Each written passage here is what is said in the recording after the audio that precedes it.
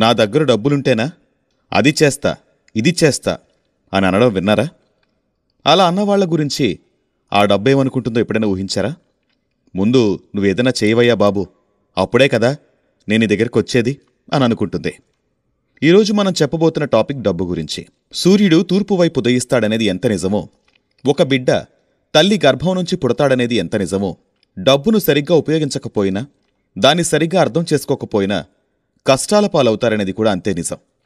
అందుకే ఈరోజు మీకు నేను డబ్బుని సరిగ్గా ఎలా ఉపయోగించుకోవాలో, ఎలా దాన్ని అర్థం చేసుకోవాలో నేర్పిస్తాను. ఈరోజు ఎపిసోడ్లో మనం రాబర్ట్ కియోసకి ఇంకా షారోన్ రాసిన రిచ్ డాడ్ పూర్ డాడ్ అనే పుస్తకం గురించి నేర్చుకుందాం. ఈ బుక్ ఇంట్రడక్షన్ గురించి చెప్పే ముందు మాకు డాక్టర్ ఇస్కూ కాయిన్ చెప్పిన ఒక మాట గుర్తొచ్చింది. రిచ్ డాడ్ పూర్ డాడ్ అనే ఈ పుస్తకం డబ్బు సంపాదించడానికి షార్ట్కట్ ఏం చెప్పదు. ఇది మీకు డబ్బుల్ని ఎలా అర్థం చేసుకోవాలో నేర్పిస్తుంది, ఎలా డబ్బుల మీద మీకున్న బాధ్యతను పెంచుకోవాలో చెప్తుంది, దాని తర్వాత ఎలా డబ్బునవాళ్ళవ్వాలో నేర్పిస్తుంది. ఇంకెందుకు ఆలస్యం, ఈ బుక్ సమ్మరీని మొదలు పెడదామా? బాధ్యతలంటే నాకొక మనిషి పేరు గుర్తొస్తుంది. ఆ మనిషి జీవితంలో ఎన్ని అడ్డంకులు ఎదుర్కొన్నా, ఎంత బాధపడినా, మనకి కావలసిన ఆనందం మనకి చేసి మనం పడాల్సిన బాధలు అతను పడుతున్నాడు. ఆ మనిషి ఎవరో కాదు, మన తండ్రి. అతని జేబులు ఖాళీగా ఉన్నా కూడా ఎప్పుడూ లేదు కాదు అనే మాట చెప్పడు. నేను మా నాన్న జేబులో డబ్బులున్నా లేకపోయినా నేను అడిగింది ఆయన ఎప్పుడూ లేదు అనడం చూడలేదు. అలాగే ఈ ప్రపంచం మొత్తంలో మా నాన్న కంటే డబ్బున్నవాణ్ణి కూడా చూడలేదు. అలాంటి ఒక నాన్నని దృష్టిలో పెట్టుకొని అతన్ని పుస్తకంలో ఒక మెయిన్ క్యారెక్టర్గా చేసుకుని మనకి జీవితంలో ముఖ్యమైన ఒక పాఠాన్ని నేర్పించడానికి ప్రయత్నించారు రచయితలు. అదే డబ్బు. మనం చిన్నప్పటి నుండి వయసుకొచ్చే వరకు కూడా మార్కుల గురించి పరిగెడుతూ ఉంటాం. మన విద్యా వ్యవస్థ, మనం చదువుకునే పద్ధతి ఎలా ఉంటుందంటే, చిన్నప్పటి నుంచి కూడా మనం ఒకే మాట వింటూ ఉంటాం: చదువు, ఇంకా చదువు, చదువు, చదువుతూనే ఉండు. మనం ఒక వయసు వచ్చే వరకు కూడా మనం అసలు ఏం చేద్దాం అనుకుంటున్నాం, ఏం అవ్వాలనుకుంటున్నాం అనే దాని గురించి అస్సలు ఆలోచించాం. రచయితలు ఈ టాపిక్ గురించి మాట్లాడుతూ మనకి చిన్నప్పటి నుంచి కూడా డబ్బుల గురించి సబ్జెక్ట్ లాగా నేర్పించాలనంటున్నాడు. ఈ కాలంలో జీవితంలో సఫలమవ్వడం అంటే సరిగ్గా బ్రతకడం కాదు, ఎక్కువ డబ్బులుండడం. అలాంటప్పుడు డబ్బులు ఎలా సంపాదించాలి అనేది చిన్నప్పటి నుండి నేర్చుకుంటే మంచిదే కదా. స్కూల్ అనేది 6 నుంచి 8 గంటల వరకే ఉంటుంది. తర్వాత సమయం అంతా ఇంట్లోనే ఉంటాం.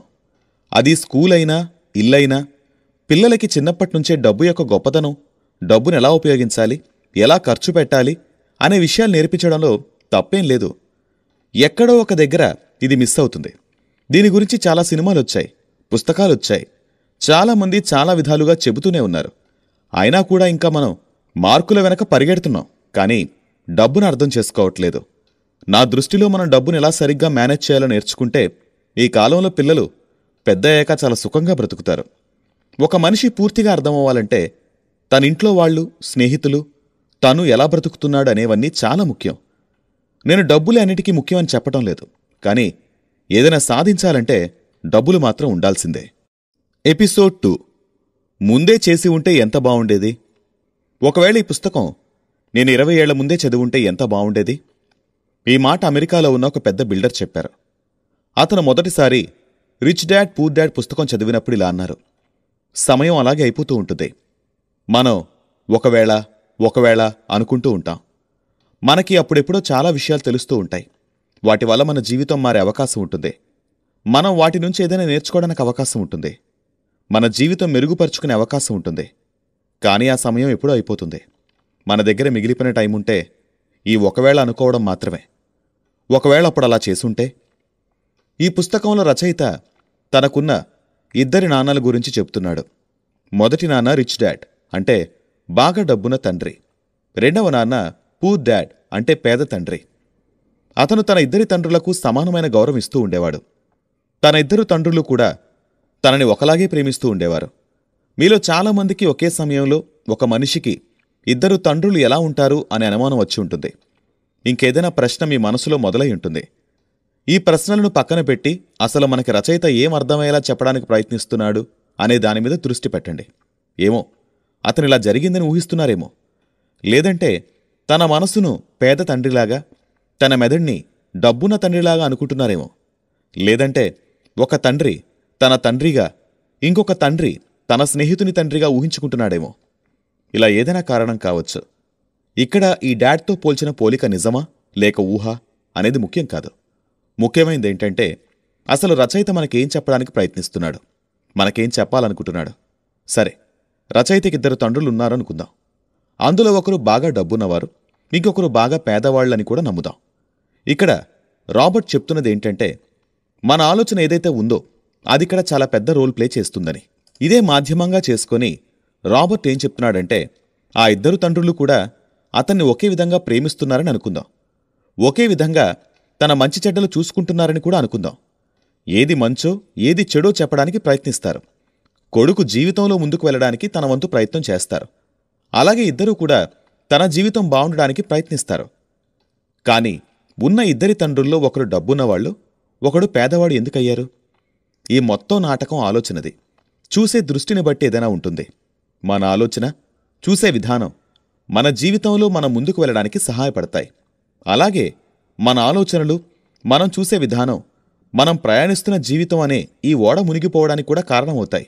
అంటే మనం ఏ రంగు కళ్లద్దాలు పెట్టుకుని ఎలాంటి వాతావరణాన్ని చూస్తామనేది మనల్ని బట్టి ఉంటుంది. ఒక కవి చెప్పిన కవిత నాకిప్పుడు గుర్తొస్తుంది. మన నొప్పి ఎలా ఉంటుందో మనం వెళుతున్న దారి కూడా అలాగే ఉంటుంది. కాలం అనేది మనిషి లోపల ఉంటుంది. మన లోపల ఉన్న వాతావరణాన్ని మంచిగా ఉంచడానికి ఎక్కువగా పాజిటివ్గా ఆలోచించి మన జీవితాన్ని మనకు నచ్చినట్టుగా చేసుకోవచ్చు. ఎపిసోడ్ 3. అసలు డబ్బంటే ఏంటో అర్థం చేసుకో. పేదవాళ్లు, మధ్యతరగతి వాళ్లు డబ్బు కోసం పనిచేస్తారు. కాని బాగా డబ్బున్న వాళ్లకి ఆ డబ్బే వాళ్ల కోసం పనిచేస్తుంది. స్కూల్కి వెళ్లి కష్టపడి చదువుకో. బాగా గుర్తు తెచ్చుకోండి. ఈ లైన్ని మనం చిన్నప్పుడు ఎన్నోసార్లు వినుంటాం. ఈ మాటని మనం ఒక్కసారి కాదు, మన ఇంట్లో వాళ్ల నుండి, చుట్టుపక్కల వాళ్ల నుండి, మన స్నేహితుల నుండి, బంధువుల నుండి ఎన్నోసార్లు వినుంటాం. అందరూ మనకు చెప్పేదొకటే, స్కూల్కి వెళ్లి కష్టపడి చదువుకోండని. మనకందరూ ఎప్పుడూ చదువుతూ ఉండనే చెప్తారు. కాని ఒకానొక సమయం వచ్చాక నా మెదడులో ఒక ప్రశ్న మొదలైంది. అసలు మనం ఎందుకు చదువుతున్నాం? చూడండి, స్కూల్కి వెళ్లడం, చదువుకోవడం చాలా మంచి పని. కాని ఏదైనా ఒక పని చేస్తున్నామంటే దేనికోసం ఆ పని చేస్తున్నామని తెలుసుకోవడం కూడా చాలా ముఖ్యం. మన చదువు పూర్తయిన వెంటనే మనం ముందుగా ఉద్యోగాన్ని వెతుక్కుంటాం కదా. మనం ఏం ఆలోచించి ఉద్యోగాన్ని వెతుక్కుంటాం? ఉద్యోగం వస్తే మన సమస్యలన్నీ తీరిపోతాయి, చాలా డబ్బులొస్తాయి, ఇల్లు కొనుక్కోవచ్చు, కారు కొనుక్కోవచ్చు, డబ్బులతో ముడిపడి ఉన్న అవసరాలన్నీ తీరిపోతాయి. కాని నిజానికి ఇలా జరగదు. చాలామంది మంచి ఉద్యోగం, అంతకంటే మంచి జీవితం ఉన్నా కూడా సంతోషంగా ఉండలేరు. వాళ్లు వాళ్ళ అవసరాలన్నింటినీ తీర్చలేరు. చాలా కష్టంగా ఇంటికి కావలసినవన్నీ తీసుకురాగలుగుతారు.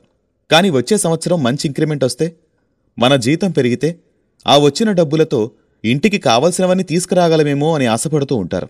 దానికోసం వాళ్ళింకా కష్టపడి పనిచేస్తారు. ఇదంతా కూడా ప్రమోషన్ కోసం. కాని సమయంతో పాటే మన అవసరాలు, కోరికలు కూడా పెరుగుతూ ఉంటాయి.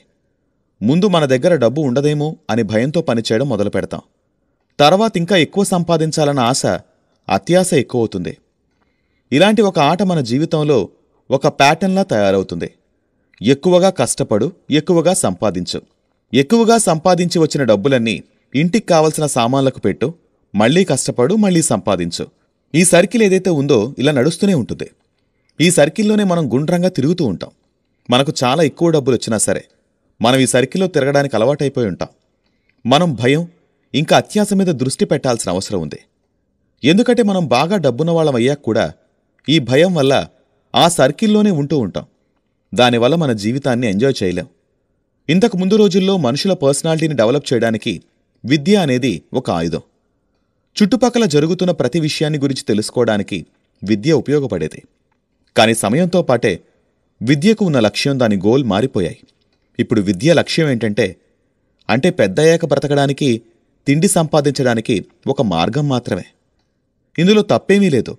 సమయంతో పాటు వస్తువులు మారడం మంచిదే. ఏ వస్తువైతే సమయంతో పాటు మారదో ఆ వస్తువు మనల్ని బాధ పెట్టడానికి గాని లేదా సమాజాన్ని అక్కడే ఉంచడానికి గాని ఉపయోగపడుతుంది. రాబర్ట్ కియోసాకి ఈ ముఖ్యమైన విషయాన్ని ఈ రిచ్ డాడ్ పూర్ డాడ్ అనే పుస్తకంలో ఇంక్లూడ్ చేశారు. అతనేం చెప్పారంటే, మనం చిన్నప్పటి నుండే మన పిల్లలకి మనీ అనే దాన్ని ఒక సబ్జెక్ట్గా పెట్టి వాళ్ళకి డబ్బులు ఎలా హ్యాండిల్ చేయాలో చెప్తే, పిల్లలకు పెద్దయ్యాక వాళ్లకున్న చాలా సమస్యలు వాటంతట అవే మాయమైపోతాయి. పిల్లలు వాళ్లంతట వాళ్లే సమస్యల్ని తీర్చుకోగలుగుతారు. కాని రచయిత ఎప్పుడూ కూడా డబ్బులను బంధుత్వాలకు పైన ఉంచకూడదని కూడా చెప్పారు. అందుకే ఆయన ఈ విషయాన్ని బంధుత్వాలను ఉపయోగించి చెప్పడానికి ప్రయత్నించారు. రచయిత యొక్క పూర్ డాడ్ నేను ఈ వస్తువుని ఎలా కొనగలను అని అనుకుంటూ ఉండేవాడట. అదే సమయంలో అతని రిచ్ డాడ్ నేను ఈ వస్తువుని ఎందుకు కొనలేను అని అంటూ ఉండేవాడు. వీళ్ళిద్దరి మాటల్లో తేడా ఉంది. వీళ్ళిద్దరి ఆలోచనలో కూడా తేడా ఉంది. మనం దేన్నైతే సంపాదించాలనుకుంటామో, దేనికోసమైతే ఇంత కష్టపడుతున్నామో అటువంటి డబ్బుల గురించి చిన్నప్పటి నుండి తెలుసుకోవడం సరైన పద్ధతి కాదంటారా? ఈ రోజుల్లో మన చదువులు ఎలా ఉన్నాయంటే, పిల్లలు గ్రాడ్యుయేట్ అయిన తర్వాత ఇప్పుడు నేను ఏ ఉద్యోగం చేయాలి అనే ఆలోచిస్తున్నారు. కానీ పిల్లలకు ఈ విషయం గురించి ఇంకొంచెం ముందుగానే బాగా అర్థమయ్యేలాగా చెప్పాల్సిన అవసరం లేదంటారా? ఇదేదో జపాన్ వెళ్లాలనుకుని చైనా వెళ్ళినట్టుగా ఉంది. డబ్బులు సంపాదించాలని మొదలుపెట్టిన ప్రయత్నం మొదలవ్వకుండానే ఆలస్యం అయిపోయినట్టుగా ఉంది. అంటే ఇక్కడ అర్థమేమిటంటే, మనం ముందుగా అసలు డబ్బుని ఎలా దక్కించుకోవచ్చు, వచ్చిన తర్వాత దాన్ని ఎలా నిలబెట్టుకోవచ్చు అనే వాటిని ముందుగా అర్థం చేసుకోవాలి. అదే విద్యను మనం ముందు ముందు రాబోతున్న వాళ్లకు కూడా అందించొచ్చు. ఎపిసోడ్ 4 డబ్బున వాళ్ళు డబ్బు కోసం పనిచేయరు. మీరు ఢిల్లీ వెళ్లాలనుకుంటే టికెట్ కూడా ఢిల్లీకే తీసుకోవాలి. మనం ఎక్కడికైనా వెళ్లాలనుకుంటే ఆ మార్గంలోనే మన ప్రయాణం కూడా కొనసాగించాలి. ఆ మార్గంలో ఉన్న కష్టాలను దాటి వెళ్ళాలి. అప్పుడే మనం అనుకున్న చోటికి చేరుకోగలం. ధనానికి సంబంధించిన ఈ శిక్షణ కూడా అలాంటిదే. డబ్బు సంపాదించడం వేరు, సంపాదించిన డబ్బును జాగ్రత్తగా కాపాడుకోవడం కళ. డబ్బు ఒక రకమైన బలం, కానీ అంతకంటే పెద్ద బలం దాన్ని కాపాడుకొని మీ దగ్గరుంచుకోవడం. డబ్బు వస్తూ పోతూ ఉంటుంది, కానీ అసలు డబ్బు ఏ విధంగా పనిచేస్తుందో మీకు తెలిస్తే మీరింకా గొప్పవారవుతారు. అలాగే మీరు డబ్బు ఆస్తి సంపాదించడం మొదలు పెడతారు. మనం పాజిటివ్గా ఆలోచిస్తే సమస్యలన్నీ తీరిపోవు. మంచిగా ఆలోచిస్తే మీరు మీకు కావలసిన వైపు వెళ్లడానికి సరిపడే ప్రయత్నం చేయగలుగుతారు.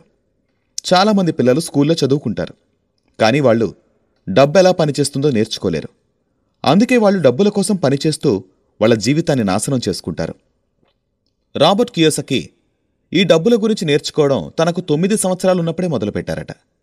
ఇందులో ముఖ్యమైన విషయం ఏంటంటే, తను మొదటి అడుగు వేసినప్పుడు బాగా చదువుకొని డబ్బులకు విలువివ్వని పేద తండ్రి మాట వినాలా, లేదా తనని తన పూర్ డాడ్ ప్రేమించినంతే ప్రేమిస్తున్న రిచ్ డాడ్ మాట వినాలా? ఎవరి మాట వినాలని నిర్ణయాన్ని తీసుకున్నారు. తనకి ఉన్న రిచ్ డాడ్ డబ్బుని ఎప్పుడూ తక్కువ అంచనా వేయలేదు. రాబర్ట్ 9 ఏళ్ల వయసులో ఉన్నప్పుడే తన రిచ్ డాడ్ చాలా సులభమైన పదాలతో డబ్బుల గురించి పనికొచ్చే లెసన్స్ తనకి నేర్పించారు.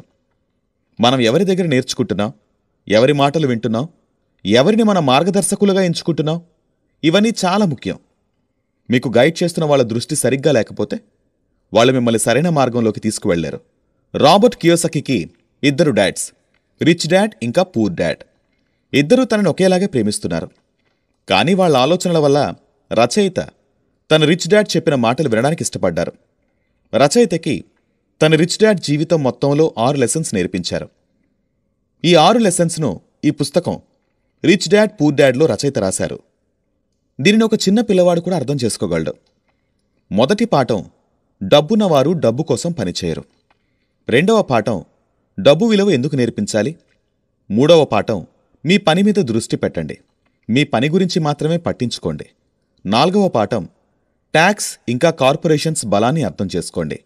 5వ పాఠం డబ్బున వాళ్ళు డబ్బును పుట్టిస్తారు. 6వ పాఠం డబ్బుని సంపాదించడానికి పనిచేయకండి, దానిని నేర్చుకోవడానికి పనిచేయండి. మనం అసలు డబ్బున్నవాళ్లు ఇంకా ఇంకా డబ్బున్నవాళ్లుగా ఎలా అవుతున్నారని అర్థం చేసుకునే ప్రయత్నంలో ఉన్నాం. రచయిత ఇక్కడ ఒక కథ చెప్తున్నారు. అతను చిన్నపిల్లవాడిగా ఉన్నప్పుడు తన తండ్రిని ఒక ప్రశ్న అడిగారు. అది, నాన్న, నేను డబ్బున్నవాడిని ఎలా అవ్వచ్చు అని. అది విని తన పూర్ డాడీ ఎవరైతే స్కూల్లో పిల్లలకి చదువు చెప్తున్నారో అతను, బాబూ, నువ్వు డబ్బున్నవాడివి అవ్వాలని ఎందుకు అనుకుంటున్నావు అని అడిగాడు. దీనికి సమాధానంగా రాబర్ట్ కియోసకి కొంతమంది పిల్లలు ఇంకా వాళ్ల తండ్రులు తనని పేదవాడని అనడం దీనికి కారణమని చెప్పాడు. ఇది విని తన పూర్ డాడ్ ఆలోచనలో పడ్డాడు. కొంచెంసేపు ఆలోచించి, నువ్వు డబ్బున్నవాడివి అవ్వాలంటే నువ్వు డబ్బు సంపాదించడం నేర్చుకోవాలని చెప్పాడు. అది విని, నేను డబ్బు సంపాదించడం ఎలా నేర్చుకోవాలి అని అడిగాడు రాబర్ట్ కియోసకి. దానికి సమాధానంగా, డాడ్, నీ బుర్రతో అని చెప్పాడు. దాని తరువాత తన కళ్లద్దాలు పెట్టుకొని పేపర్ చదవడంలో మునిగిపోయారు. దీనికి అర్థం ఇప్పుడు నన్ను ఇంతకంటే ఎక్కువేం అడక్కు, నాకు వాటి సమాధానం తెలీదని. ఈ విషయాన్ని రచయిత రాత్రంతా ఆలోచిస్తూ ఉన్నాడు. తర్వాతి రోజు ఉదయం తనకు మంచి దగ్గర మిత్రుడైన మైక్కి ఈ విషయం చెప్పాడు. రచయిత మైక్ని ఈ డబ్బులు సంపాదించే పనిలో బిజినెస్ పార్ట్నర్ అవుతావా అని అడిగాడు.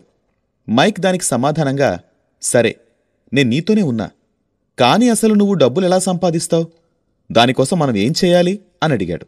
దీనికి సమాధానంగా రాబర్ట్ తన డాడ్ తనకి చెప్పిన విధంగానే, నాక్కూడా తెలీదు, అయినా కూడా ఈ పనిలో నువ్వు నా పార్ట్నర్ అవ్వగలవా అని అడిగాడు. దాని తర్వాత ఇద్దరు మిత్రులు ఒకరికి ఒకరు తోడుగా బిజినెస్ పార్ట్నర్స్ అయ్యారు. అలా కొన్ని రోజులు గడిచాయి. ఇద్దరూ బాగా ఆలోచించారు.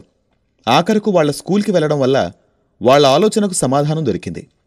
స్కూల్లో వాళ్లకు నేర్పించిన ఒక పాఠం చూశాక రాబర్ట్ కియోసాకికి డబ్బులు సంపాదించడానికి ఫార్ములా దొరికేసింది అని అనిపించింది.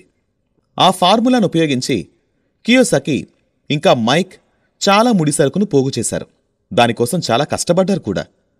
తన డాడ్ గ్యారేజ్లో కొన్ని కాసులు తయారు చేశారు. వాళ్ళ డాడ్ తనను చూసి నువ్వేం చేస్తున్నావని అడిగాడు. దానికి సమాధానంగా కియోసాకి చెప్పాడు, మీరు చెప్పిందే చేస్తున్నాను, డబ్బులు తయారు చేస్తున్నాను.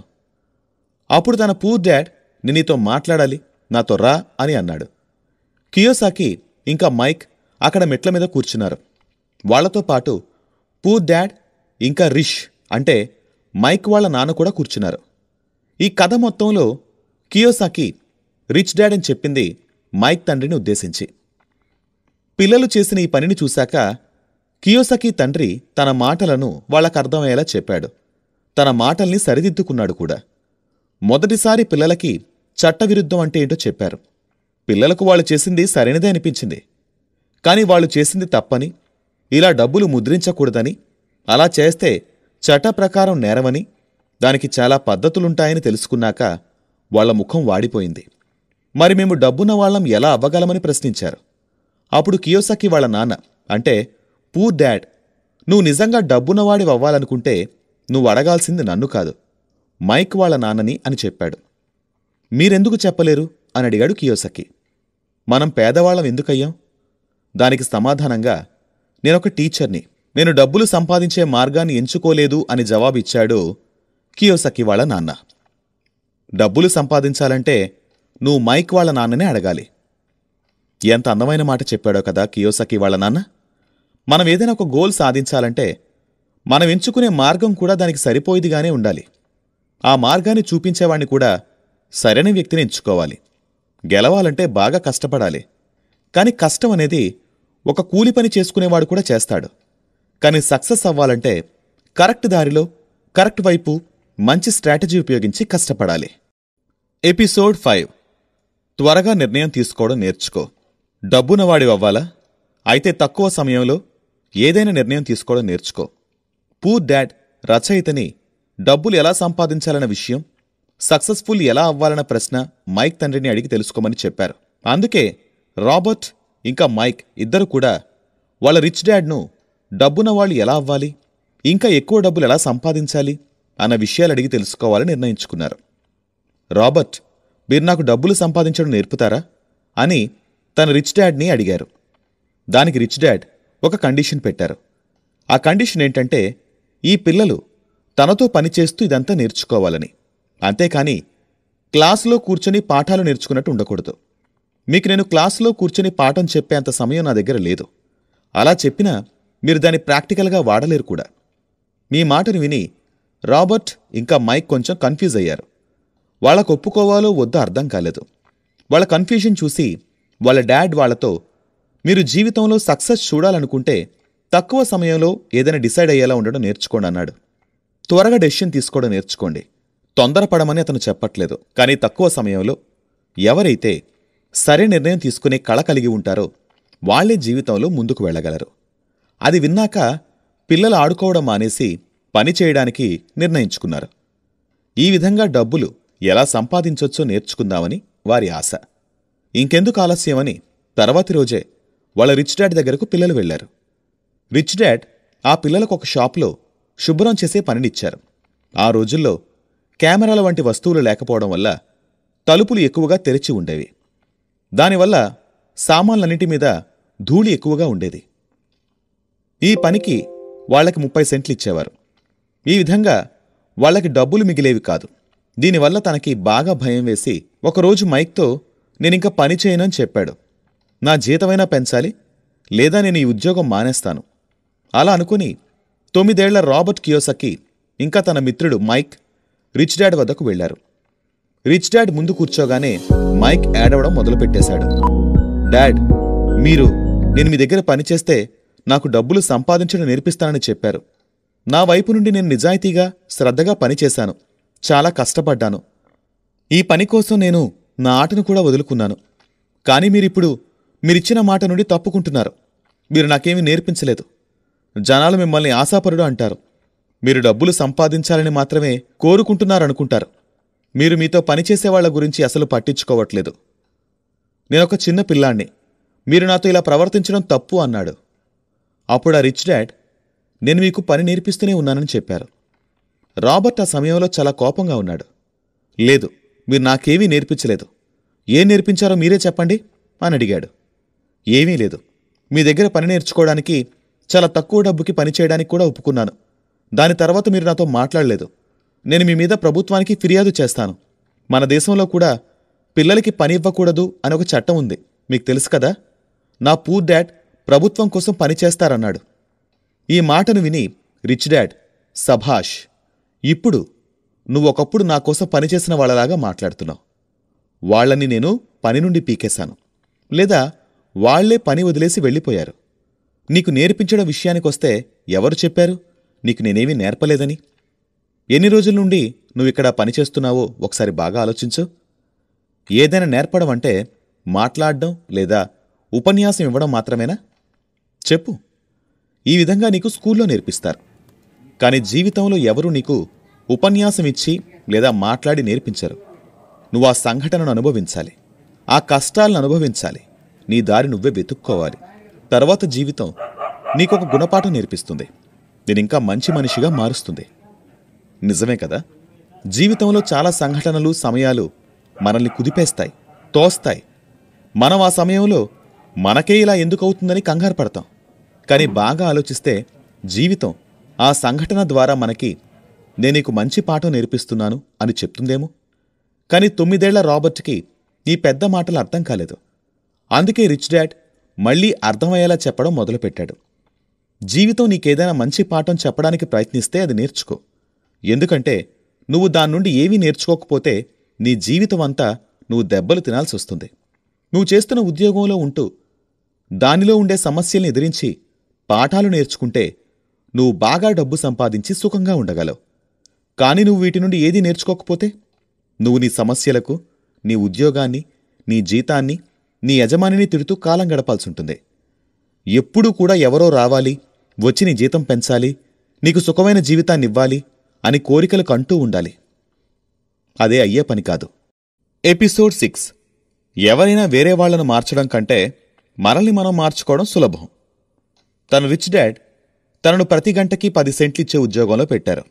10 సెంట్లు చాలా తక్కువ. రాబర్ట్ ఆ ఉద్యోగాన్ని వదిలేసి తన రిచ్ డాడ్ దగ్గరికి వెళ్ళి, నేనింత తక్కువ డబ్బుకు పనిచేయనని చెప్పారు. నువ్వు 10 సెంట్లకు పనిచేయకపోవడం నాకు సంతోషాన్నిస్తుంది. నువ్వు కోపం తెచ్చుకొని నా దగ్గరకు రాకపోతే నేను ఎప్పటికీ నీకు డబ్బులు సంపాదించే కళను నేర్పించేవాణ్ణి కాదు. నువ్వు డబ్బులు సంపాదించుకోవాలనుకుంటున్నావని ఇది రుజువు చేసింది. రాబర్ట్ తన నాన్న చెప్పిన మాటలు చాలా జాగ్రత్తగా విన్నాడు. రిచ్ డాడ్ ఇంకా చెప్పడం మొదలుపెట్టాడు. నీకు తెలుసా, పేదతనం డబ్బులకు కాదు, మనసుకుంటుంది. మనిషి మొత్తం జీవితమంతా భయపడుతూ కేవలం డబ్బుల కోసమే పనిచేస్తాడు. నేను నిన్ను డబ్బుల కోసం పనిచేయమని ఎప్పటికీ చెప్పను. నీ డబ్బులు నీకోసం పనిచేసేలాంటి ఉద్యోగం నువ్వు చేయాలి.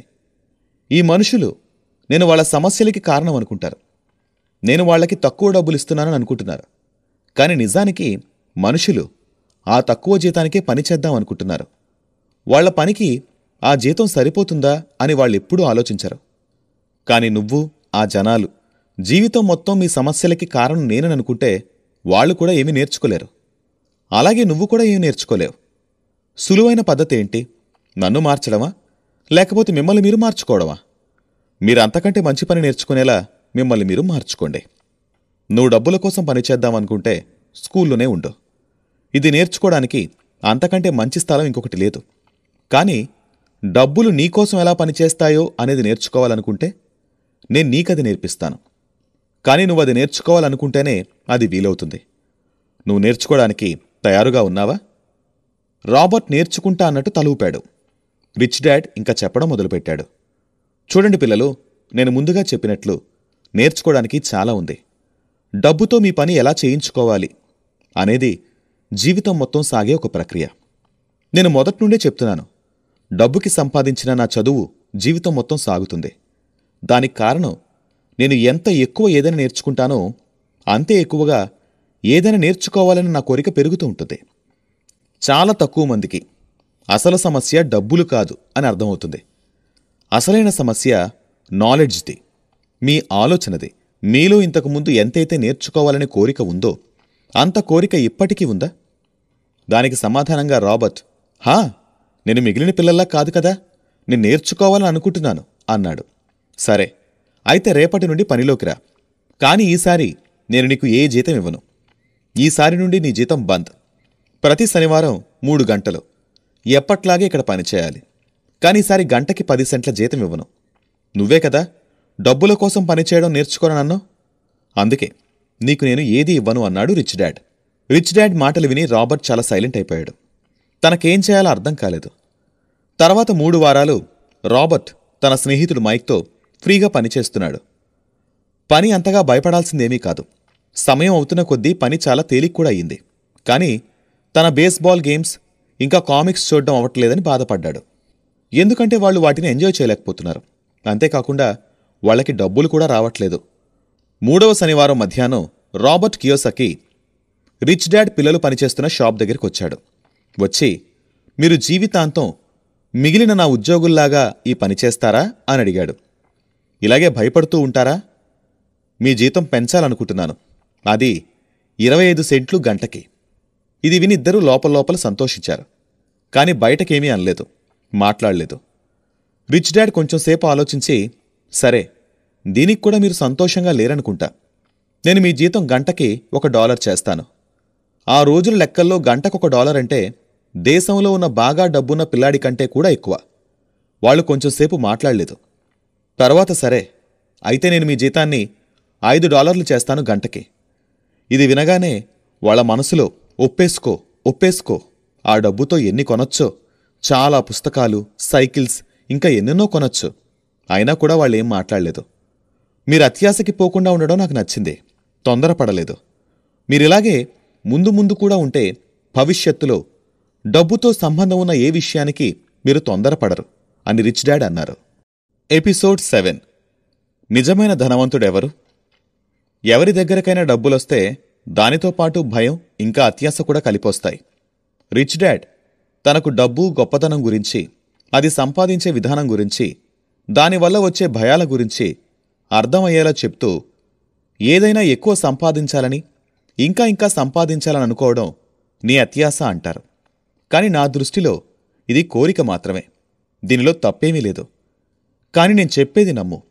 నేను నీకు $5 ఇచ్చినా కూడా నీ సమస్య తీరదు. నువ్వు కోటీశ్వరుడు కాలేవు. తన రిచ్ డాడ్ చెప్పిన మాటలు విని రాబర్ట్ కియోసాకి ఇలా అడిగాడు, అలా ఎందుకు? నేను అంత ఎక్కువ జీతం తీసుకున్నా కూడా డబ్బున్నవాణ్ణి ఎందుకు కాలేను? దానికి సమాధానంగా రిచ్ డాడ్ చెప్పాడు, ఎందుకంటే ఐశ్వర్యం అనేది మనసుతో ఉంటుంది, మన ఆలోచనలో ఉంటుంది, డబ్బులో ఉండదు. డబ్బు ఈరోజు ఉండొచ్చు, రేపు పోవచ్చు. కాని ఏ మనిషికైతే డబ్బు ఆలోచనలో ఉంటుందో, అంటే ఎవరికైతే డబ్బు ఎలా సంపాదించాలో తెలుసో, ఎలా మేనేజ్ చేయాలో తెలుసో, ఎలా తయారు చేయాలో తెలుసో, అలాంటి వ్యక్తి ఎప్పుడూ డబ్బున్నవాడు. అంటే మనం డబ్బుల వెనకాల పరిగెత్తకూడదా? దాని నుండి దూరంగా పారిపోవాలా అని అడిగాడు రాబర్ట్. దానికి రిచ్ డాడ్, చూడు, డబ్బు నుండి పారిపోవడం, డబ్బుకు దగ్గరగా వెళ్లడం రెండూ పిచ్చి పనులు. ఏదైనా డబ్బు అవసరం వచ్చినప్పుడు, ఏదైనా కష్టంలో ఉన్నప్పుడు చాలా వరకు మనుషులు వాళ్ళ బుర్రతో ఆలోచిస్తారో మనసుతో ఆలోచిస్తారో చెప్పలేం. మీ భావనలు మీవే అవుతాయి. కానీ ఏదైనా కష్టంలో ఉన్నప్పుడు మనసుతో మాత్రమే కాకుండా మెదడుతో కూడా ఆలోచించడం రావాలి. ఎప్పుడైనా మనుషులు వాళ్ళు చేస్తున్న ఉద్యోగాన్ని వదిలేసినా, వాళ్ళ యజమానుల్ని తిడుతున్నా, వాళ్ళ కష్టాల గురించి మాట్లాడుతున్నా వాళ్ళు వాళ్ళ మనసుతో ఆలోచిస్తున్నారని అర్థం. ఎందుకంటే ఎవరైతే మెదడుతో ఆలోచిస్తారో ఎప్పుడూ వాళ్ళు ఎంతగా సాధించారో దాని గురించే మాట్లాడతారు. వాళ్ళు చేస్తున్న ఉద్యోగం పోతుందేమో అని భయంతో వాళ్ళెప్పుడూ ఆలోచించరు. నువ్వు నీ మనసు వల్ల ప్రభావితమైపోయి డబ్బులకు బానిసైపోవాల్సిన అవసరం లేదు. నువ్వు నీ మెదడుతో ఆలోచించాలని నేను కోరుకుంటున్నాను. డబ్బులను నీ బానిసగా చెయ్యి. అప్పుడే ఆ డబ్బులు నీకోసం పనిచేస్తాయి. ఎందుకంటే ఈ ప్రపంచంలో నిజమైన ధనవంతుడు డబ్బు వెనకాల పరిగెత్తడు. అతను తనంతట తానే డబ్బుల కోసం పనిచేయడు. అంతేకాకుండా తన దగ్గర ఉన్న డబ్బులు అతని కోసం 24 గంటలు పనిచేస్తూ ఉంటాయి. పెరుగుతున్న ధరలు అలాగే తగ్గుతున్న జీతాలు చూస్తూ ఉంటే అప్పుడప్పుడు నాకు ఆధార్ కార్డు కాదు, ఉదార్ కార్డ్ అంటే అప్పు కార్డు ఉండాలనిపిస్తుంది. ధరలు, ఖర్చులు, ఖరీదు ఎప్పుడూ పెరుగుతూనే ఉంటాయి. వస్తువుల ధరలు పెరుగుతూ వచ్చింది. దాని వెనక ఉన్న కారణం ఆలోచన ఏమై ఉంటుంది? అసలు ఈ ధరలు ఎందుకు పెరుగుతున్నాయి, ఎలా పెరుగుతున్నాయి? దీని గురించి రాబర్ట్ రిచ్ డాడ్ చాలా చక్కగా వివరించారు. మనం ఎంత ఎక్కువగా డబ్బులు సంపాదిస్తామో అంత ఎక్కువగా ఆ డబ్బులు పోగొట్టుకుంటామేమో అని భయపడుతూ ఉంటాం. ఈ భయం డబ్బులతో పాటు ముడివేసుకునుంటుంది. డబ్బుల మీద ఉన్న వ్యామోహం మనల్ని డబ్బుల వెనక పరిగెత్తేలా చేస్తుంది. మనల్ని డబ్బుకు బానిసను చేస్తుంది. ఈ జీవితంలో ఉన్న అవసరాలలో మనమందరం కూడా ముడిపడి ఉన్నామని మనం అర్థం చేసుకోవాలి. మనం మన కుటుంబాన్ని నడిపించడానికి, మన అవసరాలను పూర్తి చేసుకోవడానికి, మన ఇష్టాలు నెరవేర్చుకోవడానికి ప్రతిరోజు మనం డబ్బు వెనక పరిగెడుతున్నాం. నెమ్మదిగా ఎక్కువ డబ్బులు సంపాదించాలి అని కోరుకుంటాను. డబ్బులు సంపాదించడం తప్పు కాదు. మనం డబ్బులు సంపాదించడానికి వెనకాల ఉన్న స్థిరత్వం మనకి ముఖ్యం. ఇదే మనకు పెరుగుతున్న ధరల కారణం. అదే ఈ సమాజంలో ఉన్న పరిస్థితుల్ని తారుమారు చేస్తుంది. ఒక చిన్న ఉదాహరణతో ఈ విషయాన్ని అర్థం చేసుకుందాం. ఎవరైనా ఒక డాక్టర్ తన కుటుంబాన్ని బాగా సంతోషంగా ఉంచాలి అనుకుని తన ఫీజులు పెంచుతాడు. అతను ఫీజు పెంచడం వల్ల అన్ని మెడికల్ ఫెసిలిటీస్, ఆరోగ్యానికి సంబంధించిన సదుపాయాల ఖర్చులు పెరిగిపోతాయి. దీనివల్ల పేదవాళ్లకి చాలా నష్టం కలుగుతుంది. అందుకే పేదవాళ్ల ఆరోగ్యం డబ్బున్న వాళ్లకంటే తక్కువగా ఉంటుంది. ఎప్పుడైతే డాక్టర్స్ వాళ్ల ఫీజులు పెంచారో లాయర్లు కూడా వాళ్ల ఫీజులు పెంచుతారు. లాయర్లు ఫీజు పెంచగానే స్కూల్ టీచర్లు కూడా వాళ్ళ జీతం పెంచమని అడుగుతారు. ఇదిలా నడుస్తూ ఉంటుంది. తొందరలోనే డబ్బున్నవాడింకా డబ్బున్నవాడిగా, పేదవాడింకా పేదవాడిగా మారిపోతారు. వీళ్ళిద్దరి మధ్య ఎంత భేదం వస్తుంది అంటే దానివల్ల సోషల్ ఇంబ్యాలెన్స్ మొదలవుతుంది. రిచ్ డాడ్ చెప్పిందంతా విని రాబర్ట్ అతనితో, అంటే డాడ్, ఖరీదు పెరగకూడదు అంటారా అని అడిగాడు. దానికి రిచ్ డాడ్, ఒక మంచి ప్రభుత్వం అలాగే మంచి చదువుకున్న మనుషులు ఉన్న దగ్గర పెరగకూడదు. ఇంకా చెప్పాలంటే ధరలు తగ్గాలి. కానీ ఇలాంటివన్నీ సిద్ధాంతాల్లో మాత్రమే జరుగుతాయి. నిజానికి ఇలాగే జరగాలి. ప్రాక్టికల్ జీవితంలో ఇలా జరగదు. నేనికి చెప్పిన విధంగా ధరలు అనేవి అజ్ఞాని భయం వల్ల పెరుగుతాయి. స్కూల్లో పిల్లలకు డబ్బుల గురించి, డబ్బులు సంపాదించడం గురించి నేర్పిస్తే వాళ్ళ దగ్గర ఎక్కువ డబ్బులుండే అవకాశం ఉంటుంది. దానివల్ల బజార్లో ఉండే ధరలు కూడా తగ్గుతాయి. ఇవన్నీ కూడా ఒకటితో ఒకటి రిలేటెడ్ అయి ఉంటాయి. కానీ మన సొసైటీలో డబ్బుల కోసం పనిచేయడం మాత్రమే నేర్పిస్తారు. డబ్బులో ఉండే బలాన్ని ఉపయోగించడం నేర్పించరు. అందుకే నేను నీకెప్పుడూ కూడా డబ్బులకి సంబంధించిన ఏ విషయాన్నైనా మెదడుతో ఆలోచించమని చెబుతున్నాను. దానికి సమాధానంగా రాబర్ట్, డాడ్, మీరిందాకటి నుంచి కూడా మనసుతో ఆలోచించొద్దు, మెదడుతో ఆలోచించు అని చెప్తున్నారు.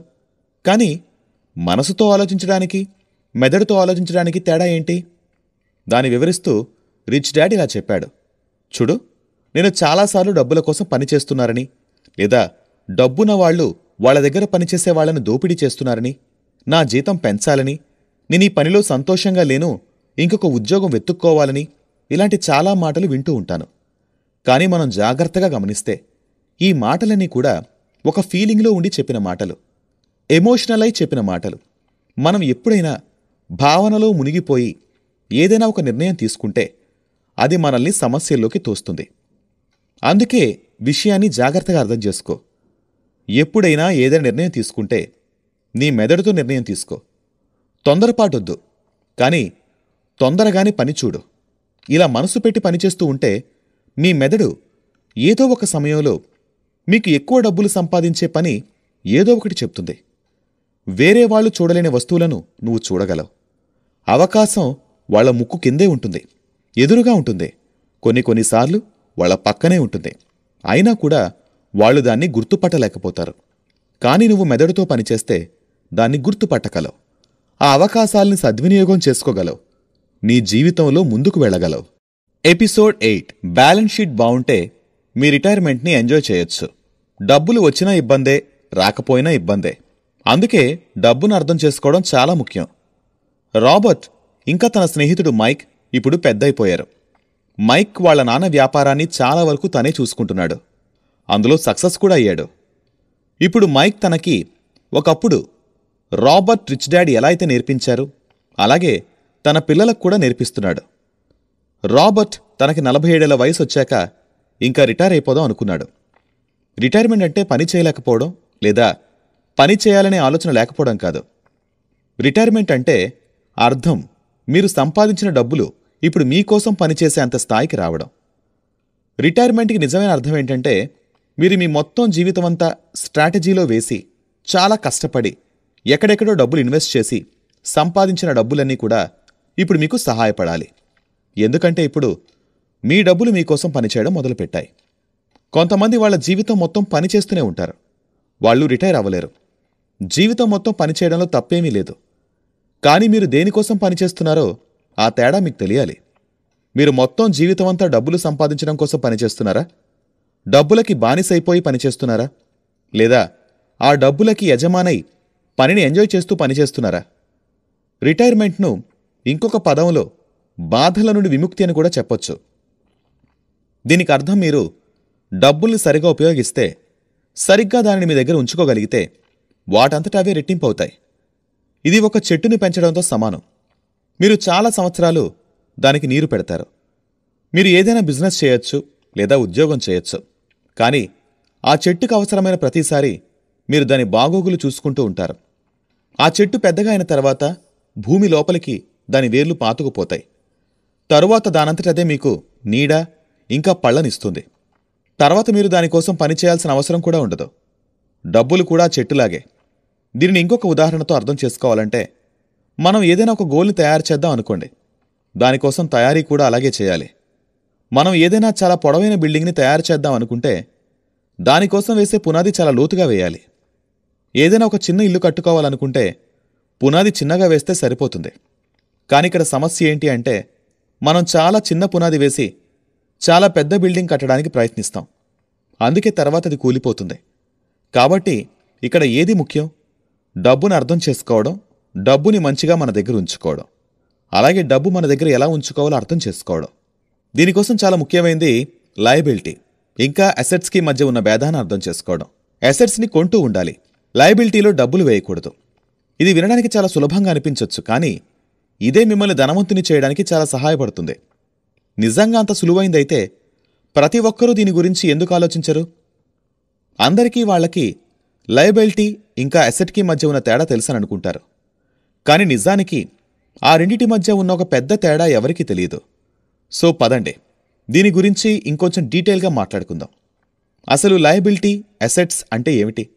లయబిలిటీస్ అంటే ఎక్కడి నుంచి అయితే మీకు ఎప్పటికీ డబ్బులు రావో అవి. పైగా ఎదురు తిరిగి దానిలో మీరు డబ్బులు వేయాల్సి వస్తుంది. అసెట్స్ మీకు డబ్బులనిస్తూ ఉంటుంది. రోజురోజుకి వాటి విలువ పెరుగుతూ ఉంటుంది. అది మిమ్మల్ని డబ్బున్నవాళ్లగా, ధనవంతులుగా తయారు చేస్తుంది. దీనిని మనం ఆదాయం ఇంకా వ్యయం రూపంలో అర్థం చేసుకుంటే ఇంకా సులువుగా ఉంటుంది.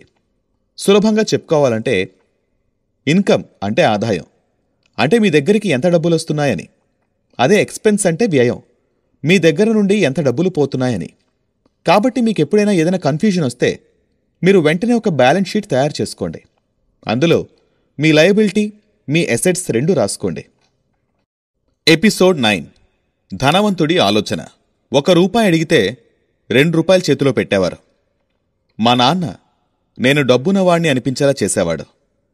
మీ ఆలోచన సరైన దారిలో ఉంటే మీరు మీ గమ్యాన్ని త్వరగా చేరుకోగలుగుతారు. మనిషి అవసరాలు తీరాలంటే ఈ రోజుల్లో డబ్బులు ఎంత ముఖ్యమో మనలో ఎవరికీ తెలియంది కాదు. మనం పగలు రాత్రి తేడా లేకుండా కష్టపడుతూ ఉంటాం. డబ్బున్నవాళ్ళం అవ్వడానికి మనం ప్రయత్నిస్తూ ఉంటాం. మన ఆలోచన ఎప్పుడు ఇలాగే ఉంటుంది. కానీ నిజంగా ఆ ఆలోచన మీ లోపల ఉందా? మనం చిన్నగా ఉన్నప్పుడు ₹1, ₹2తో కూడా సంతోషంగా ఉండేవాళ్ళం. కానీ ఇప్పుడు మనం ఎంత డబ్బు సంపాదించినా సంతోషంగా ఉండలేకపోతున్నాం. మనం పేదరికంలో ఉన్నట్టు అనిపిస్తుంది. ఎప్పుడూ ఏదో ఒక లోటు ఉంటుంది. దీనికి కారణమేంటి? అసలు తేడా ఎక్కడ జరుగుతుంది? తేడా మీ ఆలోచనలో ఉంది.